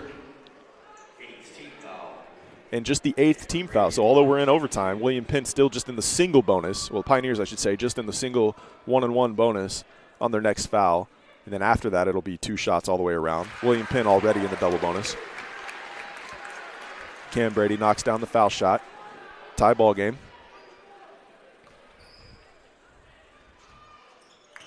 Brady 2 for 2, puts the Pioneers back on top. He's got 25 now.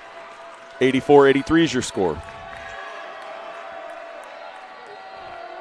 Newman brings it across the timeline, swings it over to Blaylock. All-American to All-American. Now they're giving Cager a lot of space, but he finds Frederick Jackson at the rim, and Jackson goes right over the top of Brady for the layup on the left side. Frederick Jackson now with 9. And both teams just trading baskets here late. Neither team able to buckle down and get a stop. Doing it different ways. Penn with ball pressure, man-to-man defense, and Pioneers with a 3-2 zone. Alexander comes off the handoff, gets all the way to the paint, lost it. It was deflected out of bounds, I think, by Jackson. Maybe Watkins got a hand on it, but either way, last touch on the Statesman, Pioneer basketball. And Coach Hepker wants to draw up a baseline out of bounds play here because with just 8 on the shot clock, tough to inbound and then run an action. So they're going to try to get a bucket right off the inbounds play here. Timeout Pioneers, and we'll be back. It'll be a full timeout in 1 minute, MNUsports.com.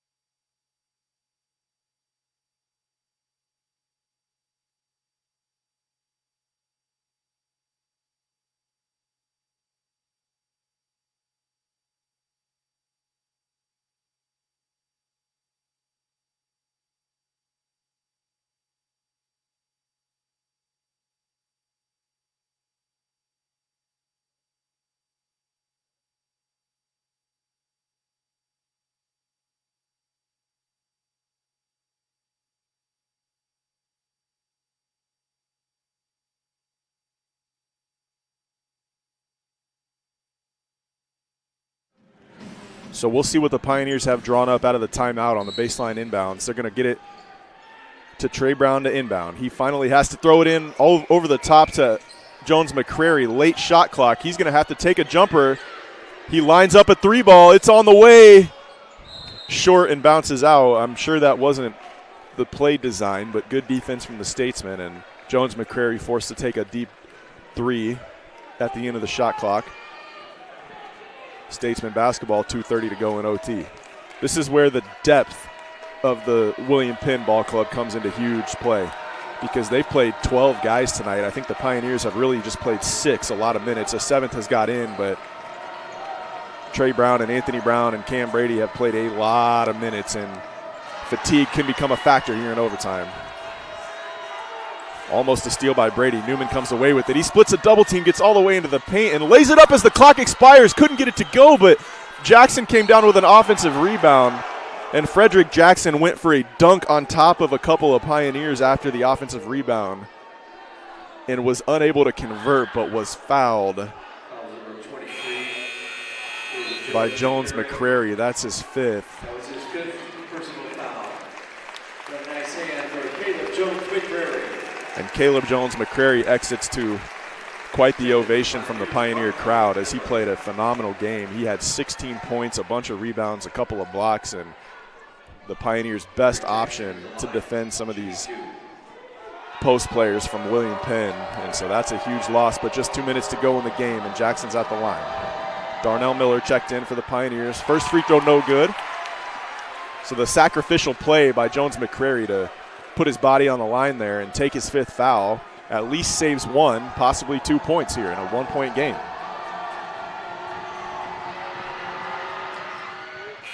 Just 1, so Frederick Jackson knocks down the 2nd, and now he's in double figures with 10. And he'll take a seat as Chance Crusoe checks in. So William Penn with a small lineup here. Cager and Crusoe, Watkins and Newman, all perimeter players, and Kavion Blaylock, the lone player standing over 6'5", and he can guard anybody, but is on Cam Brady now.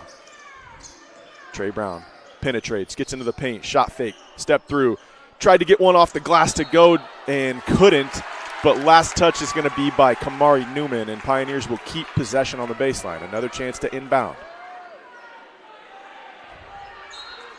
Brown struggling to get it in, finally does. A dangerous pass to Cam Brady, top of the key.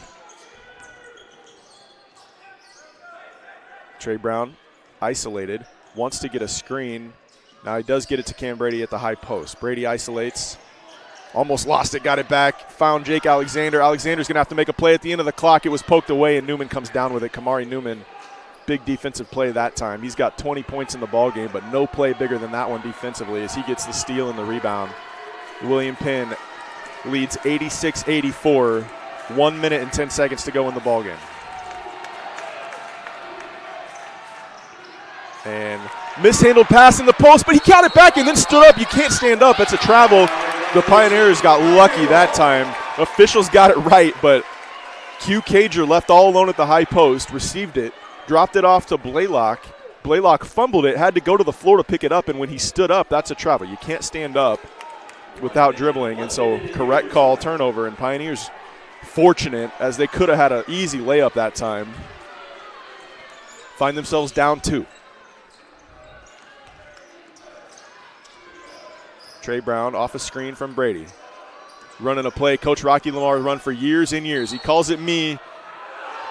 It broke down and Darnell Miller had to penetrate, and they're going to get him for an offensive foul. Offensive foul number 5, Darnell Miller.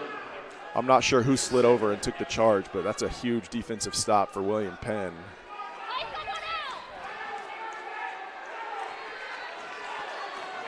Kamari Newman brings it across the timeline. Guarded by Darnell Miller. And Darnell went for a steal, Gamble didn't get it, and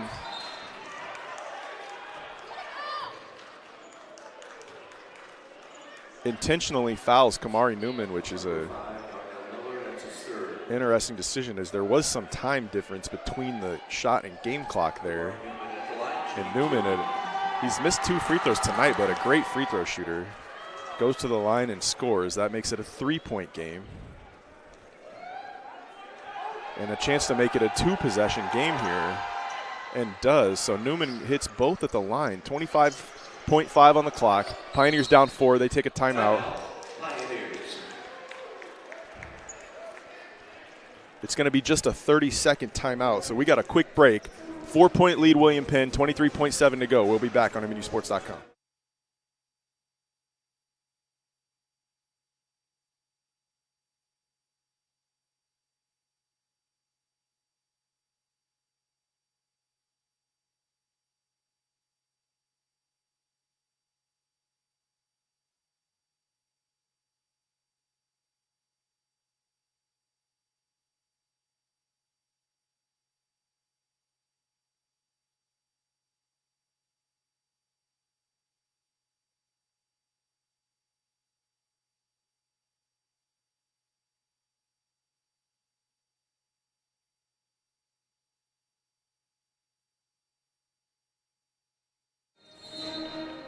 Pioneer basketball, Trey Brown brings it, guarded full court by Cager.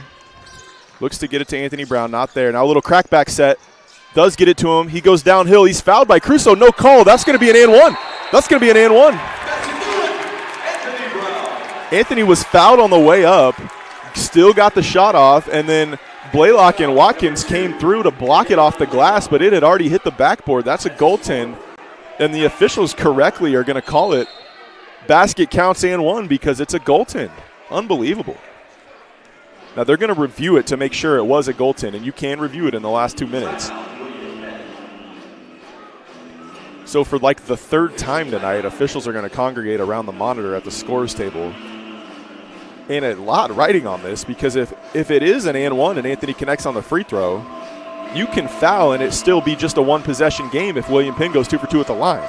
Now if that's not the case, and Anthony goes to the line for 2 and just knocks them both down, it's still a 2-point game, and William Penn goes 2 for 2 at the line. It's a 2-possession ball game. So this is a huge call. And we'll be back after the officials have concurred on the goaltend violation or not.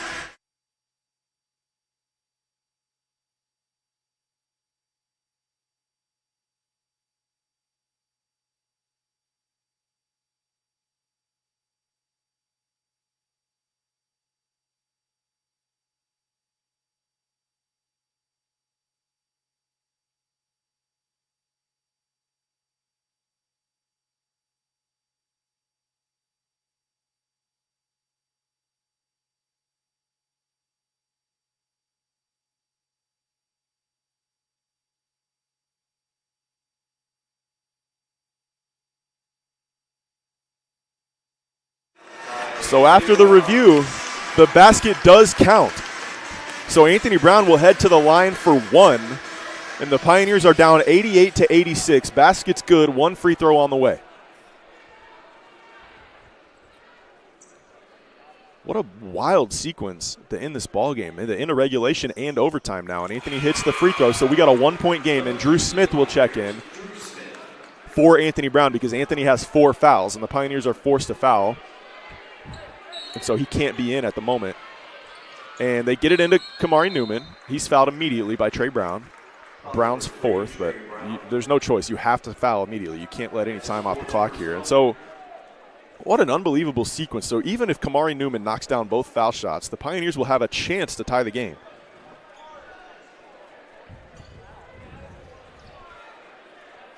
Newman, who's currently sitting at 22 points to lead William Penn, and been at the free throw line often tonight.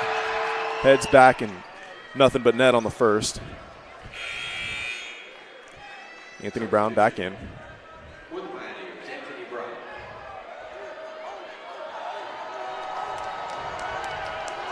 Kamari Newman, second one on the way. He got them both. So William Penn wants to talk things over, set their defense. Possibly they'll foul here so the Pioneers don't have an opportunity to hit a three and tie the game. You never know. Coaches have differing opinions on that. But we'll see what Coach Sanquist and Coach Henry decide. Are they going to take the chance of Anthony Brown or Trey Brown or Cam Brady hitting a three to tie this thing? They're going to come out and foul when it gets under 7 seconds or less. We'll see. 30-second timeout. Don't go anywhere. MNUsports.com.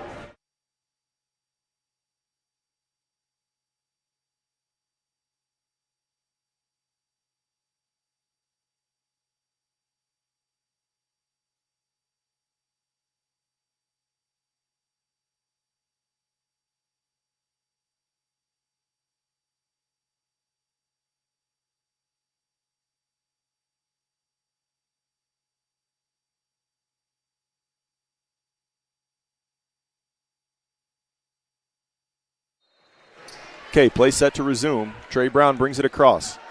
Trailed by Brady. Goes dribble handoff with Anthony Brown. Now they run a little flare screen looking for Cam Brady. Good job by the Statesman to switch it, and Trey Brown had to take one from about 45 feet. He's claiming it was touched. Officials saying no touch, out of bounds, and Pioneers asking for a review. And it looks like they're going to give it to him. I was unsure if they were going to go to the monitor there. They don't have to grant the request. They're allowed the opportunity to say, I saw that one, I don't need to look at it. But they are going to give Coach Lamar his request granted and go check the monitor to see if that attempt was touched. And very quickly they said, no, it wasn't. Did not take long at all. So all they're going to be reviewing here is how much time's left on the clock when the ball went out of bounds.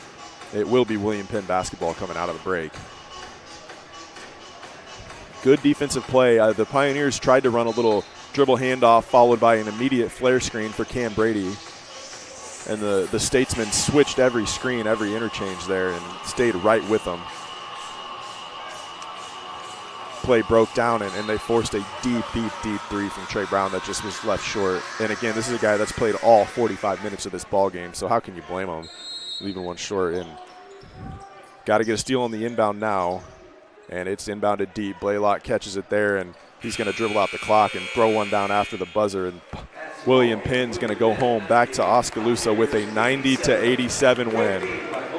An unbelievable basketball game, and we should appreciate the high level of talent on the floor from both groups today. But what an effort from your Pioneers as number 1 ranked William Penn University comes into Olathe, and it takes overtime. But William Penn walks away winners, 90-87. A heck of a performance from Cam Brady with 25 points, and I'm sure another double-double, and 5 other Pioneers in double figures. Trey Brown, Caleb Jones, McCrary, Anthony Brown.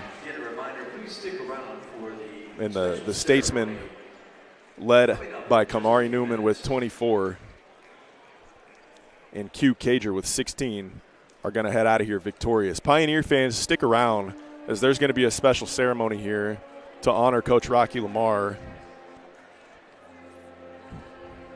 And I'm not sure if you'll be able to get the audio. I will leave the mic broadcast on, so you'll be able to hear the the presentation, I hope, as they should be mic'd down there. But a heck of a crowd, a ton of Pioneer alumni on hand. Just watched a brilliant basketball game between two excellent teams. And Coach Lamar stays at win number 800. Hopefully 801 comes Monday. Tune in Monday night as Park University Pirates, another really athletic and talented ball club, comes into the Cook Center for a makeup game. And I'll be back on the call then. So Monday night, join us. But stick around now for a presentation for Coach Rocky Lamar. Thanks for being with us. Good night, everybody.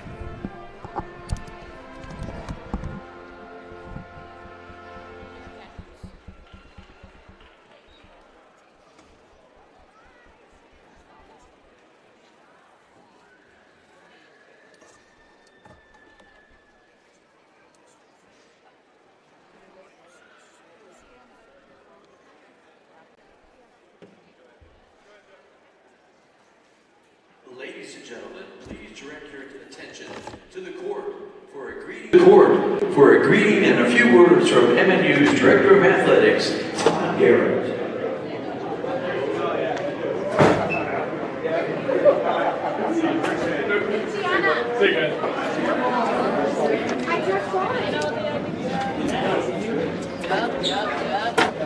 Well, good evening, everybody. Thanks for sticking around.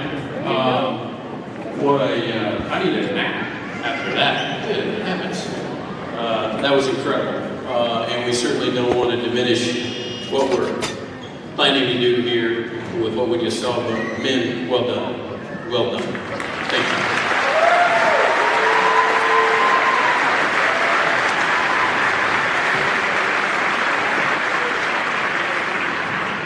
Good to have everybody here tonight, and at this time we're going to take a minute. Hopefully we won't go too long for you, but to celebrate 36 years of leadership for head coach Rocky and Joe Lamar. And at this time, Miss Joe, would you join me underneath the basket, Coach Lamar?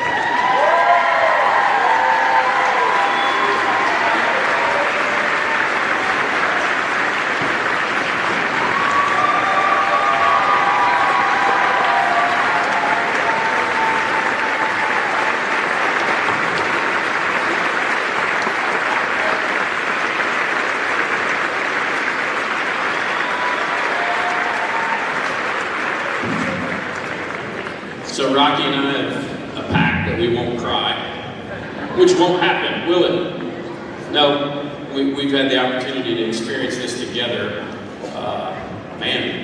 since last fall. So I'll do my best. I'll try to lead well, and I'll try not to cry. We're family, you're family, and this is an opportunity to celebrate family together. So each year, at the end of regular season, these gentlemen here are given the opportunity to speak. They get the microphone at the end of the year for their senior day, if you will.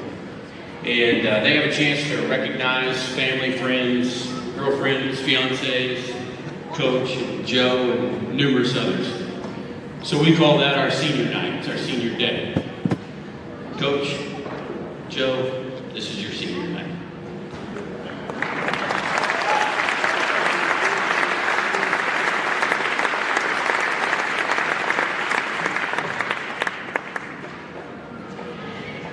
These two have impacted literally thousands of people.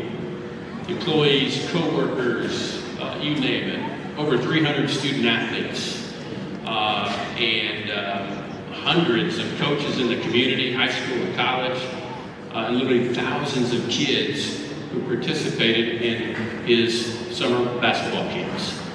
So we want to take a chance to celebrate you because of the investment that you have made in so many. And without further ado, we have a few people that want to honor and recognize you. And we are going to start our evening with our fifth president. Please welcome Dr. David Spittle.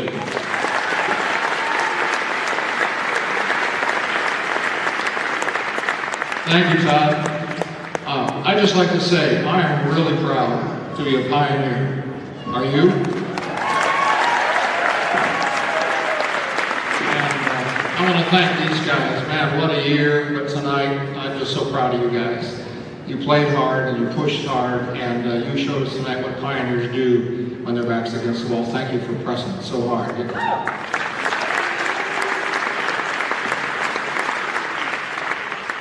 Tonight's a night we get to honor and recognize Coach Lamar and Joe. And when I get a chance to travel around the region or around in the country, when people ask me, where is Mid-America Nazarene University, I say everywhere, because that's true. But more often than not, they say, isn't that Rocky Lamar's school? It doesn't matter where I am, it doesn't matter what I'm doing, it's Rocky Lamar's school. And you know, Rocky and Joe, that's all right. This is your school.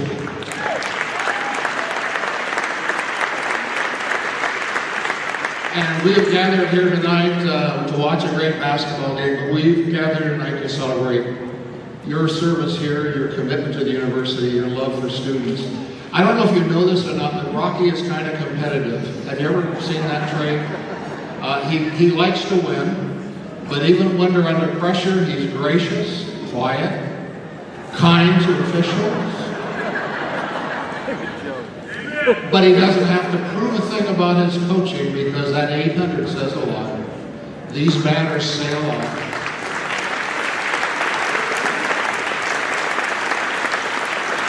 He's a member of the NAIA Hall of Fame. He's got conference championships. He's got a national championship. But I know deep down inside, that's not what describes Rocky Lamar. It's his heart. He doesn't have to prove anything about coaching or the game of basketball. But behind him are hundreds and hundreds of men whose lives have been changed because he's told them about the love of Jesus Christ. And Rocky will say that's more important than any of those banners on that wall. Rocky, we appreciate it. And we have three phrases we use that kind of guide what we do. The first phrase is Pioneer Spirit.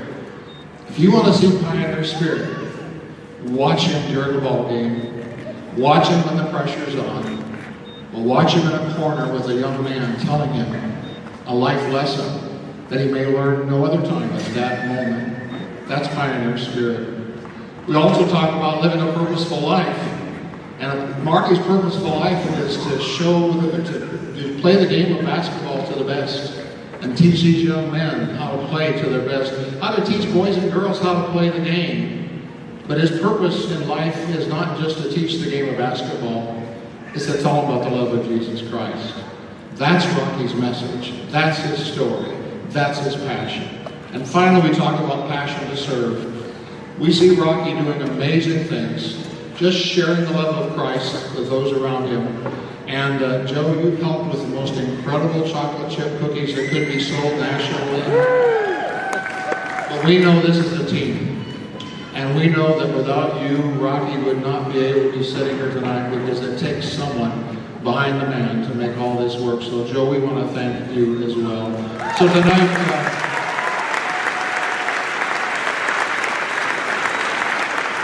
tonight what we hope, Rocky, is long after this night passes, you'll hear the hearts of those that are here to celebrate what you meant to this institution, what you mean to this institution. On Commencement Day, May 6th, Rocky will be recognized with a Citation of Merit, which is the institution's highest award for a staff member. And Rocky, we're looking forward to presenting that to you today. But we hope for a long, long time, when it may be a little quiet, you'll hear the cheers of people saying thank you. So one more time, would you thank Rocky and Joe Lamar?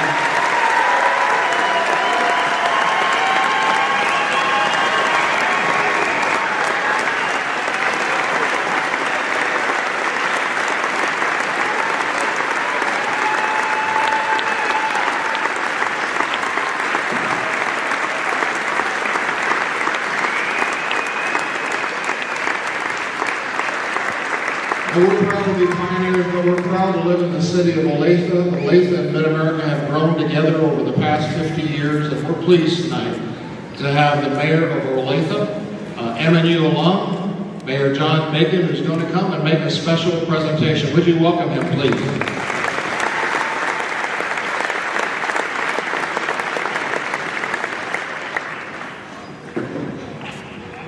Good evening. Thank you for letting me come and be a part of this special event tonight.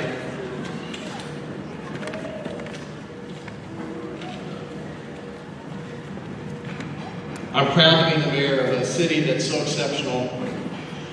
And so much of our quality of life here in Olathe is due to the incredible community partners that we have, particularly Mid-American Nazarene University. And this great university wouldn't be what it is without great people like Rocky Lamar.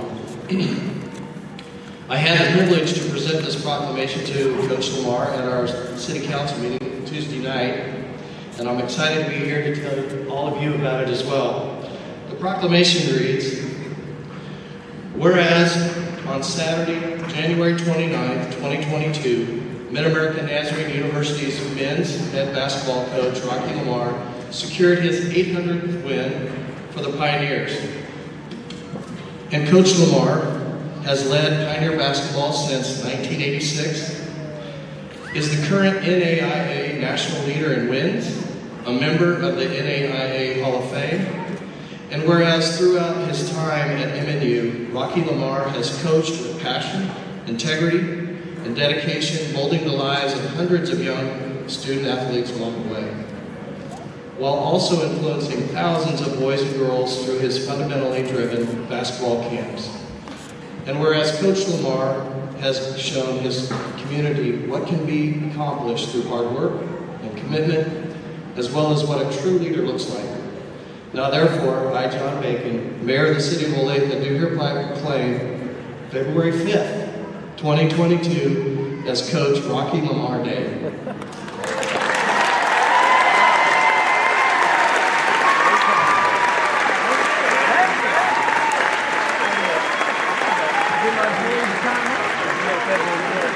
In Olathe, encouraging residents to help celebrate a great coach, role model, and man.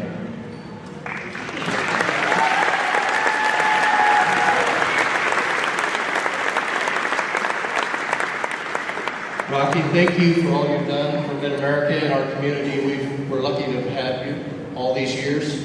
We wish you the best of luck for the rest of the season and in your retirement. Thank you. Congratulations.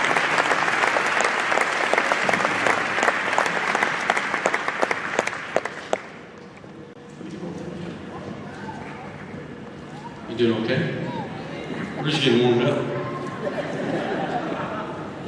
Second overtime, maybe? All right. Well, at this time, it's my honor to recognize and bring forward some alumni and that who have been instrumental in Coach's success, but he's also been instrumental in their lives. And so, at this time, I'd like to bring up a three-time NAIA All-American, a 2019 MNU Sports Hall of Fame inductee, representing the class of 2010 to 2021, and graduating class of 2013. Please welcome Mr. Rustin Dow.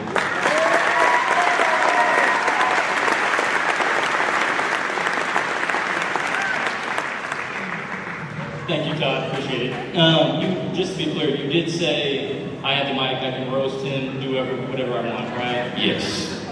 It's good, because you've been making fun of my receding hairline for a long time. It's payback. No, in all seriousness, Coach, 4 minutes is not enough to tell you how much you've done for my family, so many of the fans, so many of the alums, your players. It's not enough, but I'm going to do my best here. So, I really am grateful for both of you. You've had a huge impact on my family's life. And I heard a good quote the other day that made me think of both of you. So I wrote it down and wanted to share it tonight. Everyone you encounter in life wants to know these 4 things from you. They want to know that you love them, that you care about them, that you believe in them, and you can show them how to get a little bit better. And I don't think there's anything more that quote, I think, is perfect for what you guys do. And everybody that you come in contact, I think, believes that and knows that about you guys. You are the most competitive person I know. You really are. It doesn't matter if it's this game, we're playing a deck of cards, you're acting the exact same, you want to win just as bad. At the end of the day, though, you taught me it's not just about the scoreboard. You can win on the scoreboard, but you can lose in life. You can also lose on the scoreboard, but win in life. 1 Corinthians 9:24 says this, in a race, everyone runs, but only one person gets first prize. So run your race to win. You taught me it's about the little things. And whatever you're doing, how we prepare for games, how we prepare for practices, film sessions, how we warm up, how we leave the locker room, how we leave restaurants after we're done. And I've carried that over to my everyday life, in my marriage, and being a father, in my business, everything. And I really appreciate that. You don't just show up to show up. So going one step further from that, in the little things, you don't just show up to show up. You go with some purpose. You don't just go through the motions, you go to be your best. Not the best, but you go to be your best. And whatever God has called you, and whatever you're doing in life. I think that's what you've done here, Coach. You've had an amazing career, all the wins, the accolades. It's truly amazing, but I think the thing that truly amazes me and impresses me the most is how you've handled yourself and the mission that God's called you to here. I know your guys' paycheck has said MNU, right, for so many years, but at the end of the day, you and I both know who you're working for. You're working for the Lord. Last thing I want to say is, your coach, your gift coach, is playing and coaching basketball. You have perfected that craft by falling in love with the grind. It's something that I take on, and I'm still learning to this day, but I don't know if you realize it, but it has been truly amazing for me, from a basketball player, and now to this. I've coined it and calling it embracing the suck. But what I've learned, and I hope so many other players have learned, is it's about the process and the journey to becoming your best. And that's what it's all about. The stuff that pushes us, that hurts us, that scares us, that makes us uncomfortable, those are all the things that truly matter. And that's where progress is made. It's the process of becoming the best that I think is so great and that makes you so great. I know at the end of the day, the wins, the championships, I think they all matter, but the thing you're going to miss the most is the journey. It's the practices, the bus rides, the film sessions, late night Saturday card games. That's what you're going to miss the most. You've had an amazing coaching career, and you should be very proud of it. But at the end of the day, I want you to know how many people's lives that you've impacted by just showing God's love. And that's what I truly respect the most about you, Coach. Love you. Love you, Lamar.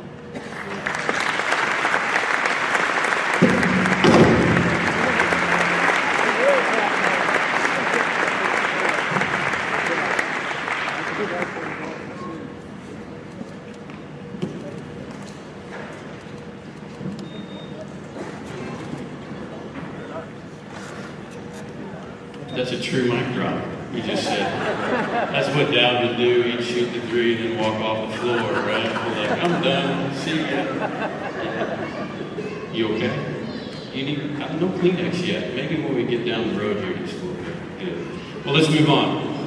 It's my pleasure to introduce 2009 NAI All-American, member of the 2007 NAI National Championship team, and representing the 2000-2009 group. Class of 2008, Mr. Cal Kibbers.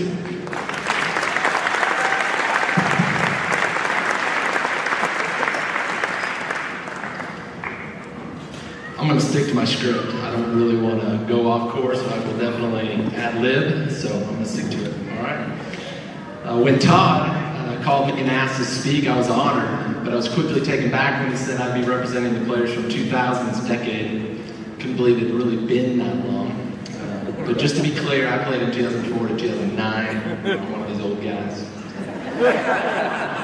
It seems like just yesterday, but I'm happy to see that the 7 national championship banner is still hanging strong.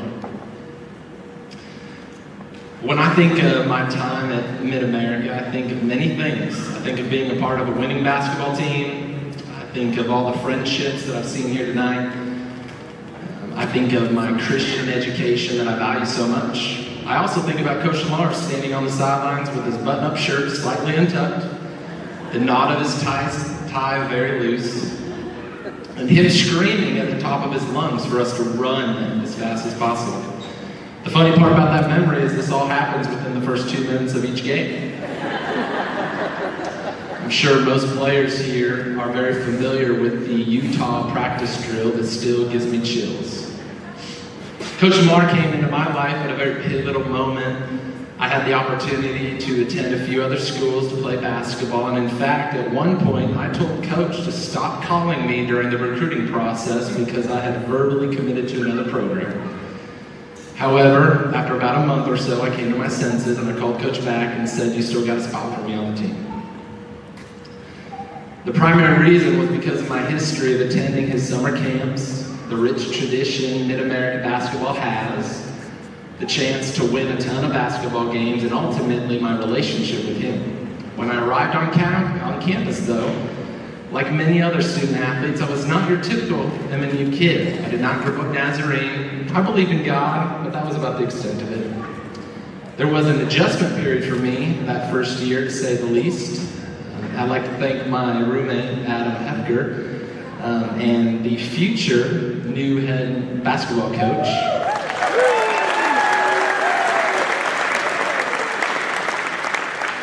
He had a lot of patience and grace for me that first couple of years. I had to learn that playing collegiate basketball took a ton of commitment. I had a lot to learn that first year. I had to learn how to be a team player. I had to learn that I might not be the primary guy. And I had to defer to a lot of the great players around me. Coach Lamar and his staff had assembled a great group of guys, and at the time, I was the fourth or fifth best option. I had to learn that the program is bigger than any one player. I learned how someone's faith can be tied into basketball. I witnessed Coach Lamar give glory to God regardless of the game's outcome, and we'd always pray as a team afterwards in the locker room. I'm thankful I chose Mid-American and that was led by Coach. He's not just a coach, but much more than that, as you guys have probably heard or know. He's someone who has had the ability to model Christ-like qualities that a young man like me desired. He helped me to redirect the course of my life in a very positive direction, and I learned how to have a relationship with God. Coach Lamar emphasized winning, whether you were playing pickleball in his class, a casual game of horse out here on the floor, or being a part of his teams. Ultimately, he emphasized winning in life, and that's carried me into my professional career.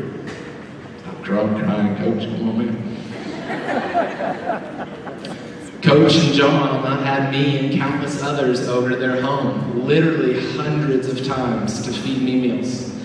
Let me tell you, I was always very hungry. So, I slept in their basement for entire summers. I had no need for an alarm clock, though, because I woke up to Coach Lamar's terrible singing the Good Morning song.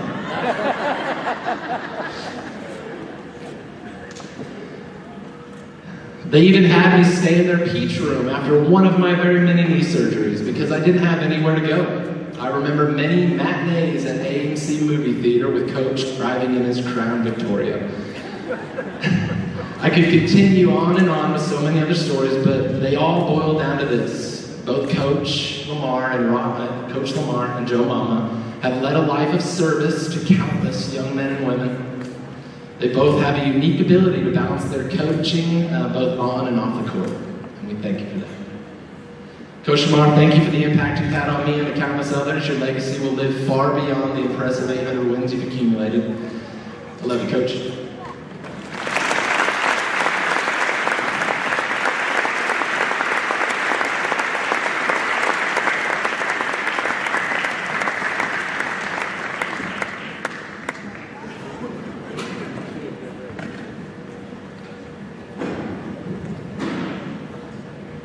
You good? I get an assist for that. First, oh yeah. Coach, I don't know if you noticed something, but we got something on the board to signifying 800 wins, 6 Final Fours, your 1 national title in 36 years. What do you got? 7? Sorry. I just got corrected. I thought I was your boss. 7 national titles. So Chad, Final Four. Chad, can you change that? There we go. We're good. That's what happens when you get good. All right, let's move on. This gentleman here was a 1996 NAI All-American and was inducted into the 2003 MNU Sports Hall of Fame. Represents the 1990 to 99 era of Pioneer basketball. Class of 96, actually 97, Mr. Pete Carr.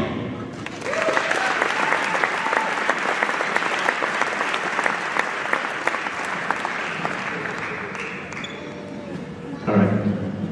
Fellas, first of all, before I talk to Coach, I'm proud to see you play, carrying on the Pioneer way. Doesn't surprise me. With his spirit and help, watching you play in your spirit, super proud of you guys. Keep playing basketball the Pioneer way. Way to go.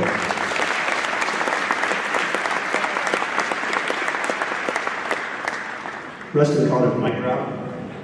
I called it turnover.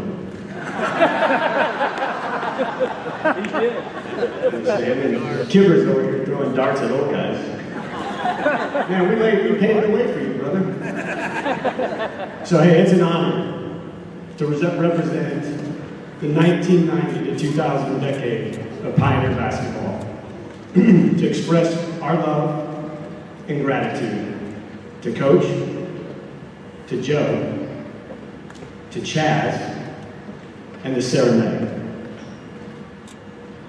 Most of the decade that we played in, 1990 to 2000, those games were played in Lamar Memorial Gym.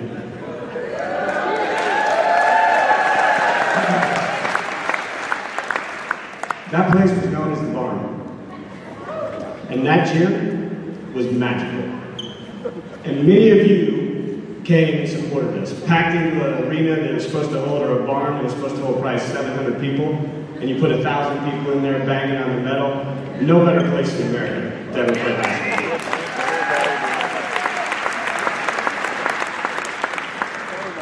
During this decade, Coach had some great teams and great players. Here are some of the numbers. And I know Coach will correct me if I get these wrong. 228 wins. That's 28% of your 800. 11 All-Americans. 5 national tournament appearances. 6 conference championships. 3 conference tournament titles. That's what old guys do.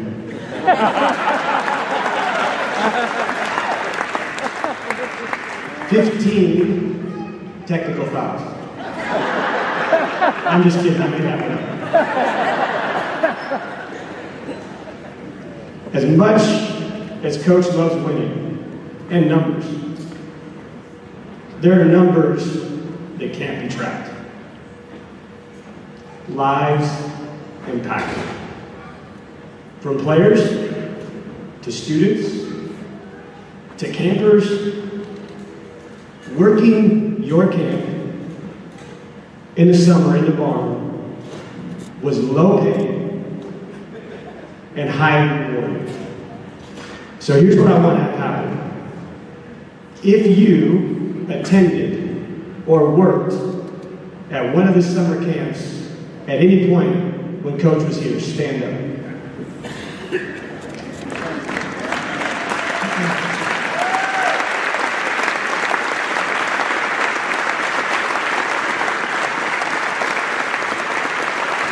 Stay standing, don't sit down. Those are lives impacted. Stay standing. Stand up if your life has been impacted, enriched, if you've been mentored, if you love Coach and Joe Lamar. Stand up.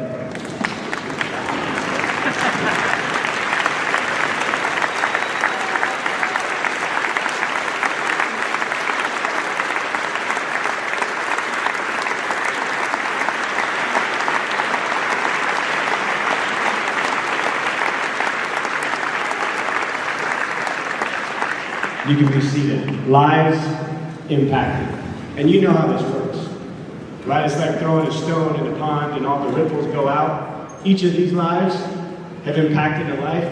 There is no way to calculate the thousands, hundreds of thousands of lives that you both have enriched and impacted.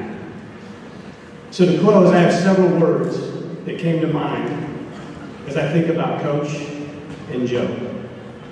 Dedicated, loyal, authentic, resilient, intelligent. That's Joe's. Compassionate, reliable, determined, confident, generous, competitive. That's coaches.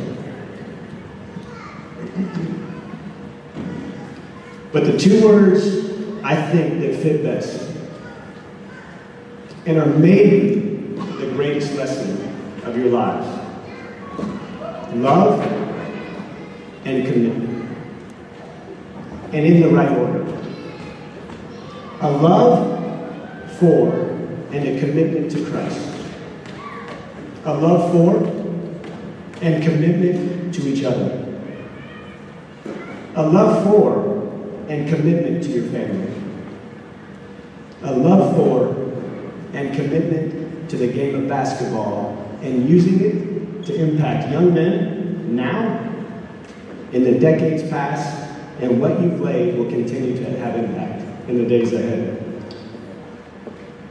Coach and Joe, from us to you with the deepest gratitude, thank you and congratulations. We love you.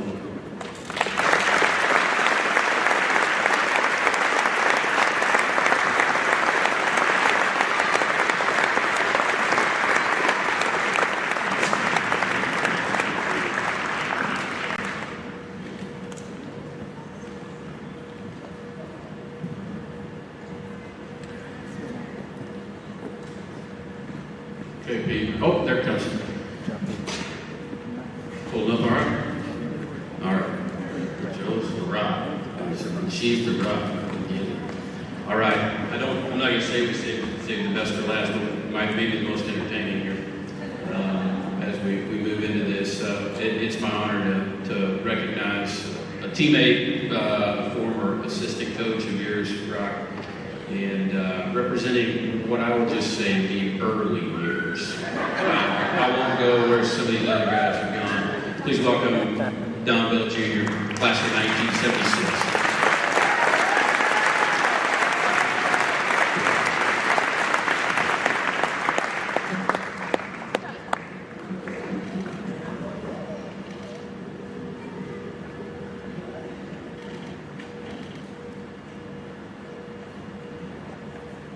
You know, it's been 49 years.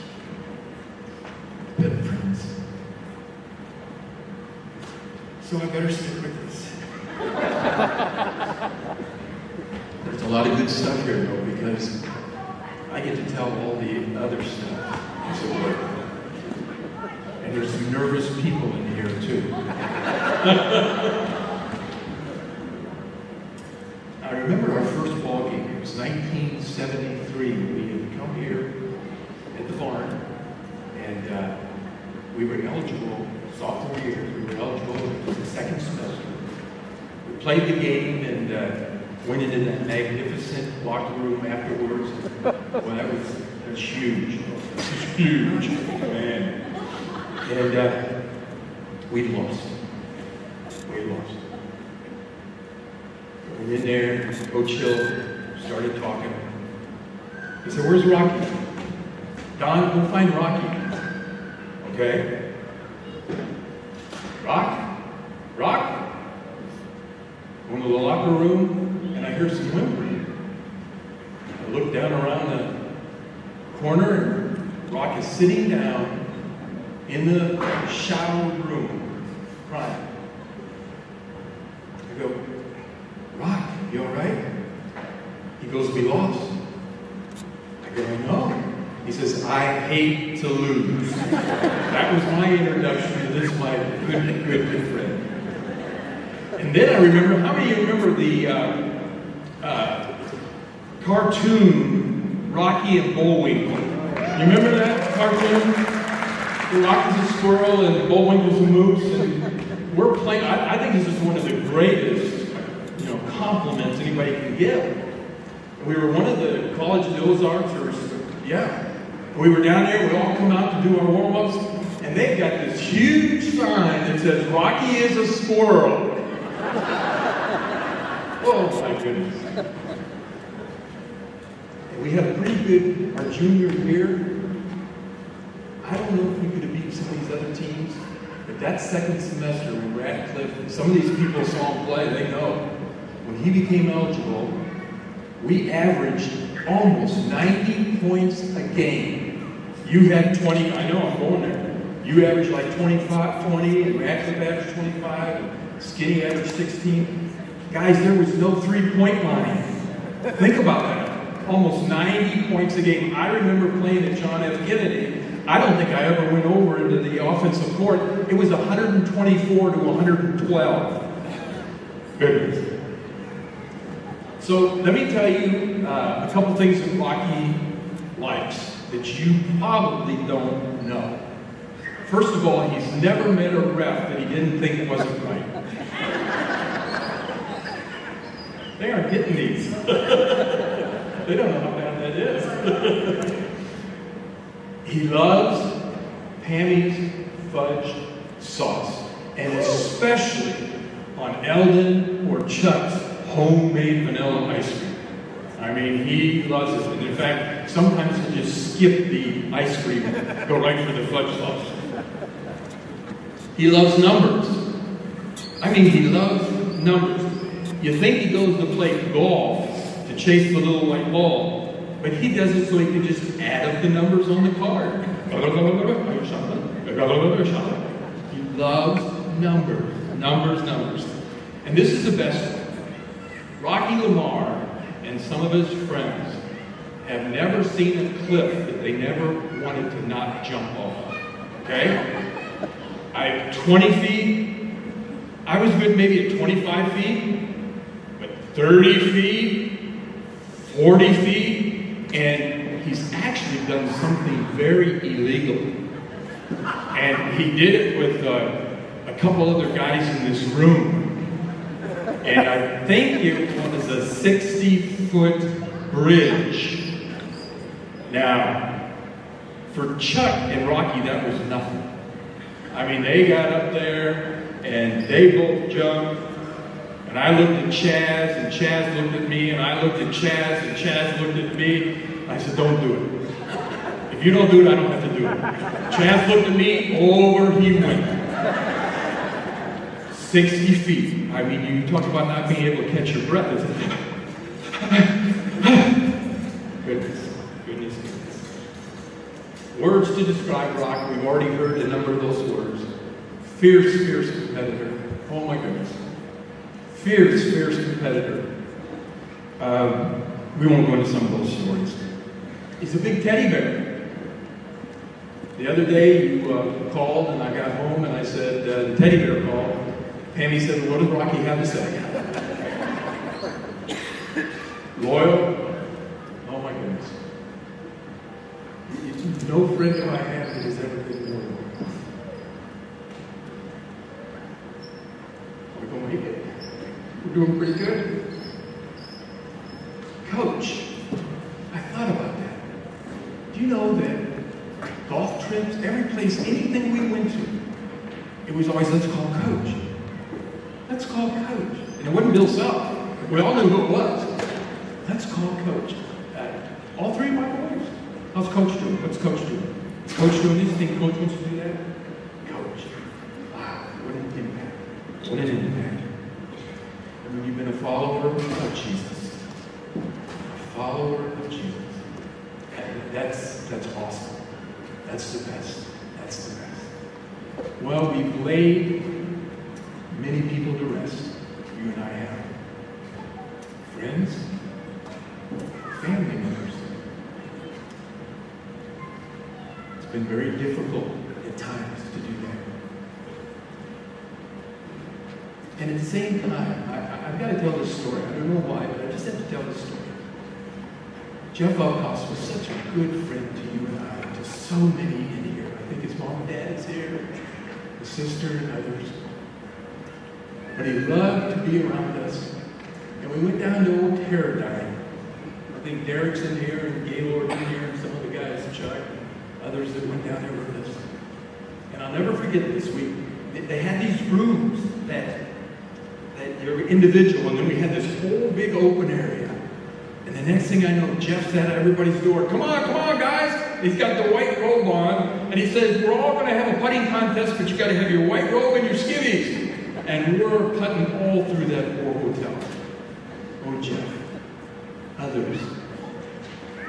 Where were your dad, mom, brothers, my side? We were there for each other. With this, I'll close, Rock.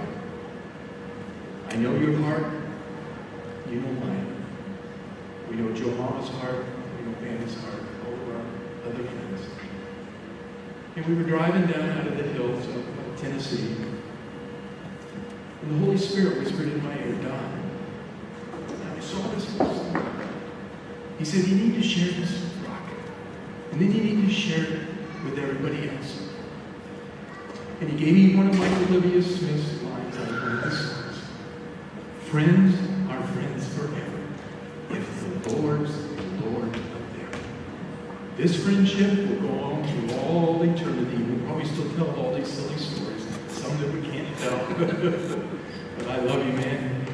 Joe, it was like almost every time we got on the golf course, Rocky would go, at some point, Don, we married well. I go, we sure did. I love you guys. I love you.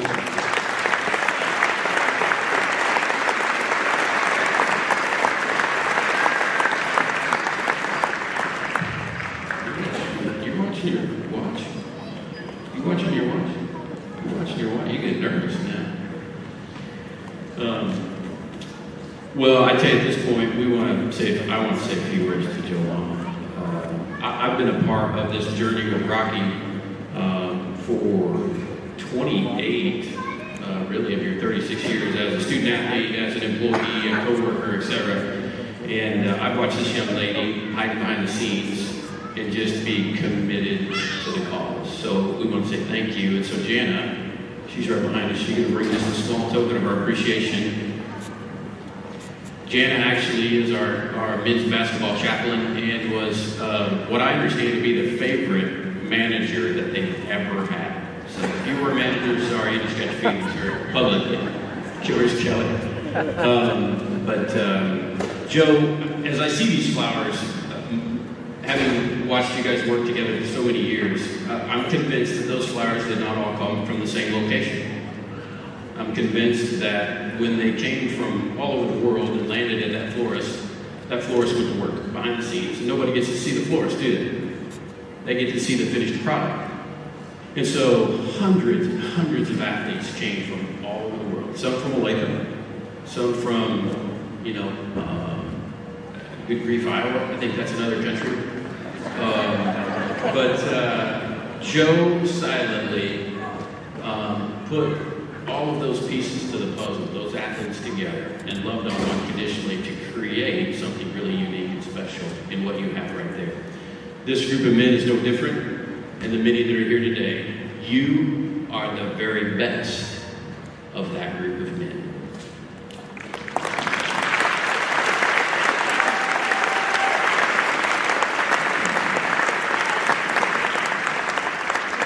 Got an occasional chocolate chip cookie after these guys would eat them, but you let them sleep in your basement. You let them eat out of your cupboards. You let them, just endless amounts of energy and effort that you invested in them. It's a second Joe Mama. So we thank you for that. Okay? Well, we have a couple more things for you, but we felt like it would be appropriate for us to send you to Newton, Kansas with something unique. So we have a gift for the two of you. And no, Rocky, it's not a golf cart. It's not a set of clubs, and it's not a new car. But it is something we believe Joe will get great joy out of. Come on in, guys.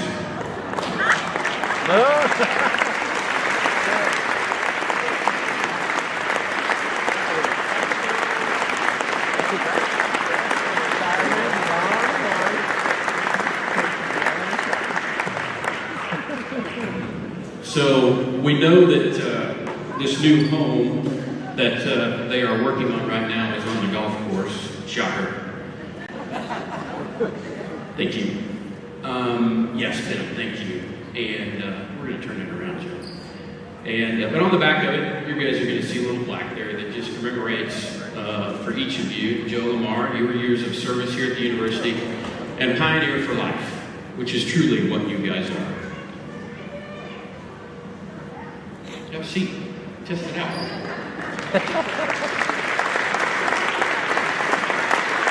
What do you think, Rob? Okay. So I got a feeling it's going to be more of the grandkids and Joe, because Rock will maybe be out playing. But, what would you think about a family picture? This seems kind of fitting, right? So, Sarah May, come on out. Chaz, would you bring your family with you? But I got to ask you something. Wouldn't it be kind of cool if you did a bigger family picture, like men's basketball alumni and their family? Because you have invested so much in those families. I think it would be fitting if you're a basketball alum, if your families are here, your kids are here, you need to come join this picture. So give us a minute. Come on down.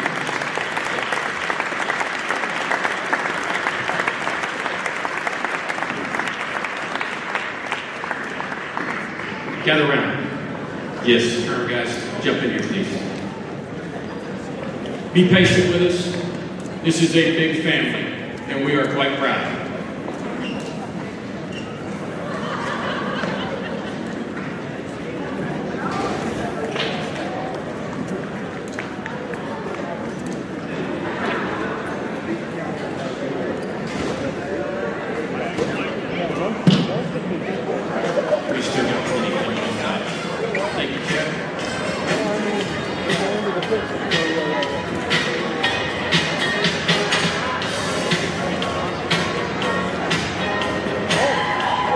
Keep scooting in.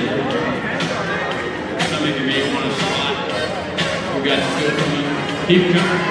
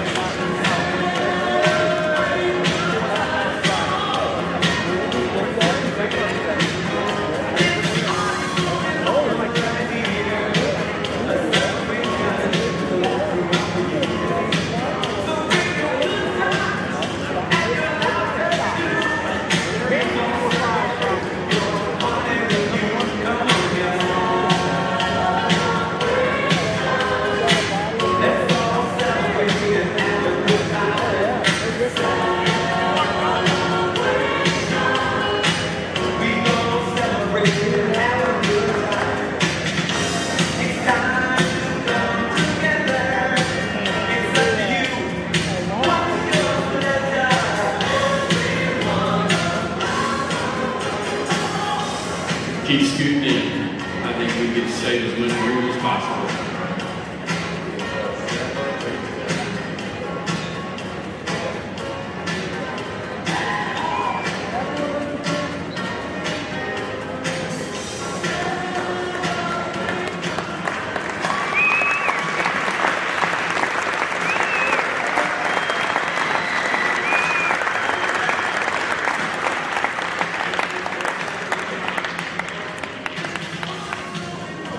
Unique to this, Rocky and Joe, this is just a snapshot, and I want everybody to stay where you're at. This is just a piece of the family that you've invested in, the legacies that continue over and over and over again. But I think this is fitting for you and Joe. This is your family. So, lastly,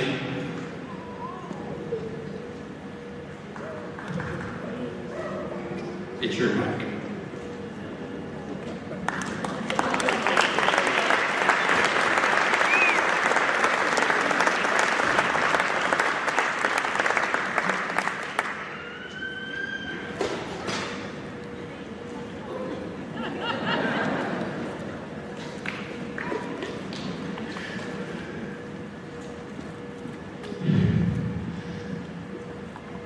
Thank you, Jesus.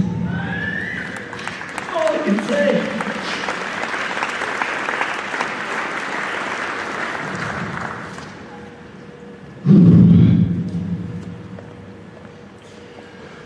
You guys have given me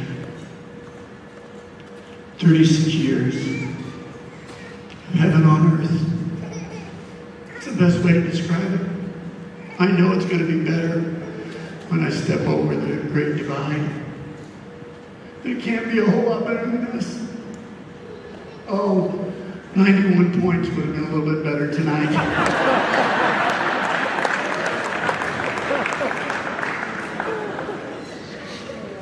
However, I am so proud of this group of young men as well. All of you. But how about our guys tonight against the number 1 team in the country? Yes, I'm so proud of them.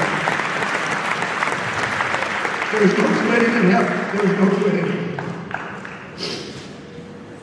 Well, I know you all have been here a long, long time.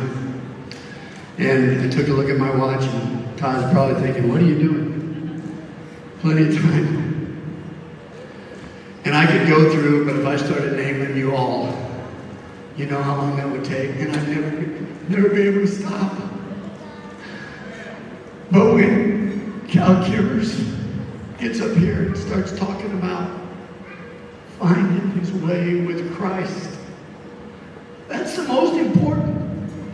These wins don't mean diddly squat in heaven. Jesus isn't going to ask me, how many wins did you have? He's going to ask me, how many times did you tell him about me? And I better say tons. And you know, the other thing is that there's several people here who have absolutely nothing to do with basketball. I just happened to run into them on a golf course. I haven't been able to get rid of those guys. They've been wonderful, and they give me a hard time all the time, and you should have seen the face masks they put up as soon as I walked in. Thank you for that, everybody. I'm gonna cut this off. Grandma Betty, thanks for giving me your daughter. Because she is the best. And you want to talk about the rock? She just sits over there and says, you need a handkerchief. Here's a Kleenex. However, there was one time that she cried at a basketball game. 2001. But your mama, this is every bit your legacy. There is no way it's possible without you. You are my love in my life. I love you dearly. Jazz and Sarah, I couldn't have done any better than you two. You guys are great, great children and followers of Jesus. Chaz, you couldn't have found a better wife than Jamie. And your family is growing up loving Jesus. And it's because of your leadership. I'm hoping that every one of you, all of you players, all of you who are still playing for me, after we go on this unreal run, because we ain't done yet, and we start making people take notice, because they're going to.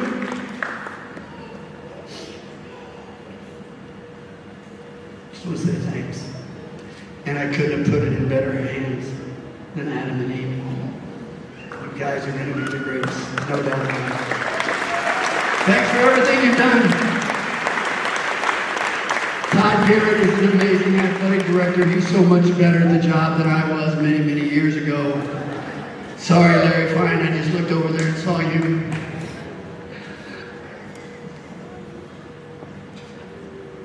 I know you prayed before I got here. You got one crown in heaven, or a star, or however you want to put it, and my name's on it. Very fine. Thank you.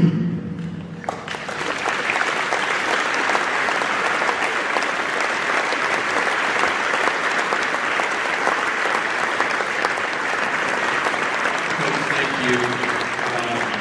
It's just been a privilege to be a part of this journey with you, as I said, as a student. And I think most importantly, it's just been a privilege to watch this develop and unfold the way it is. This is a living legacy and something you had no idea you would have created, but it was total God. And we want to say thank you for being obedient, being committed, and staying the course. We love you. Hey, one more round of applause for Coach Lamar and Joe.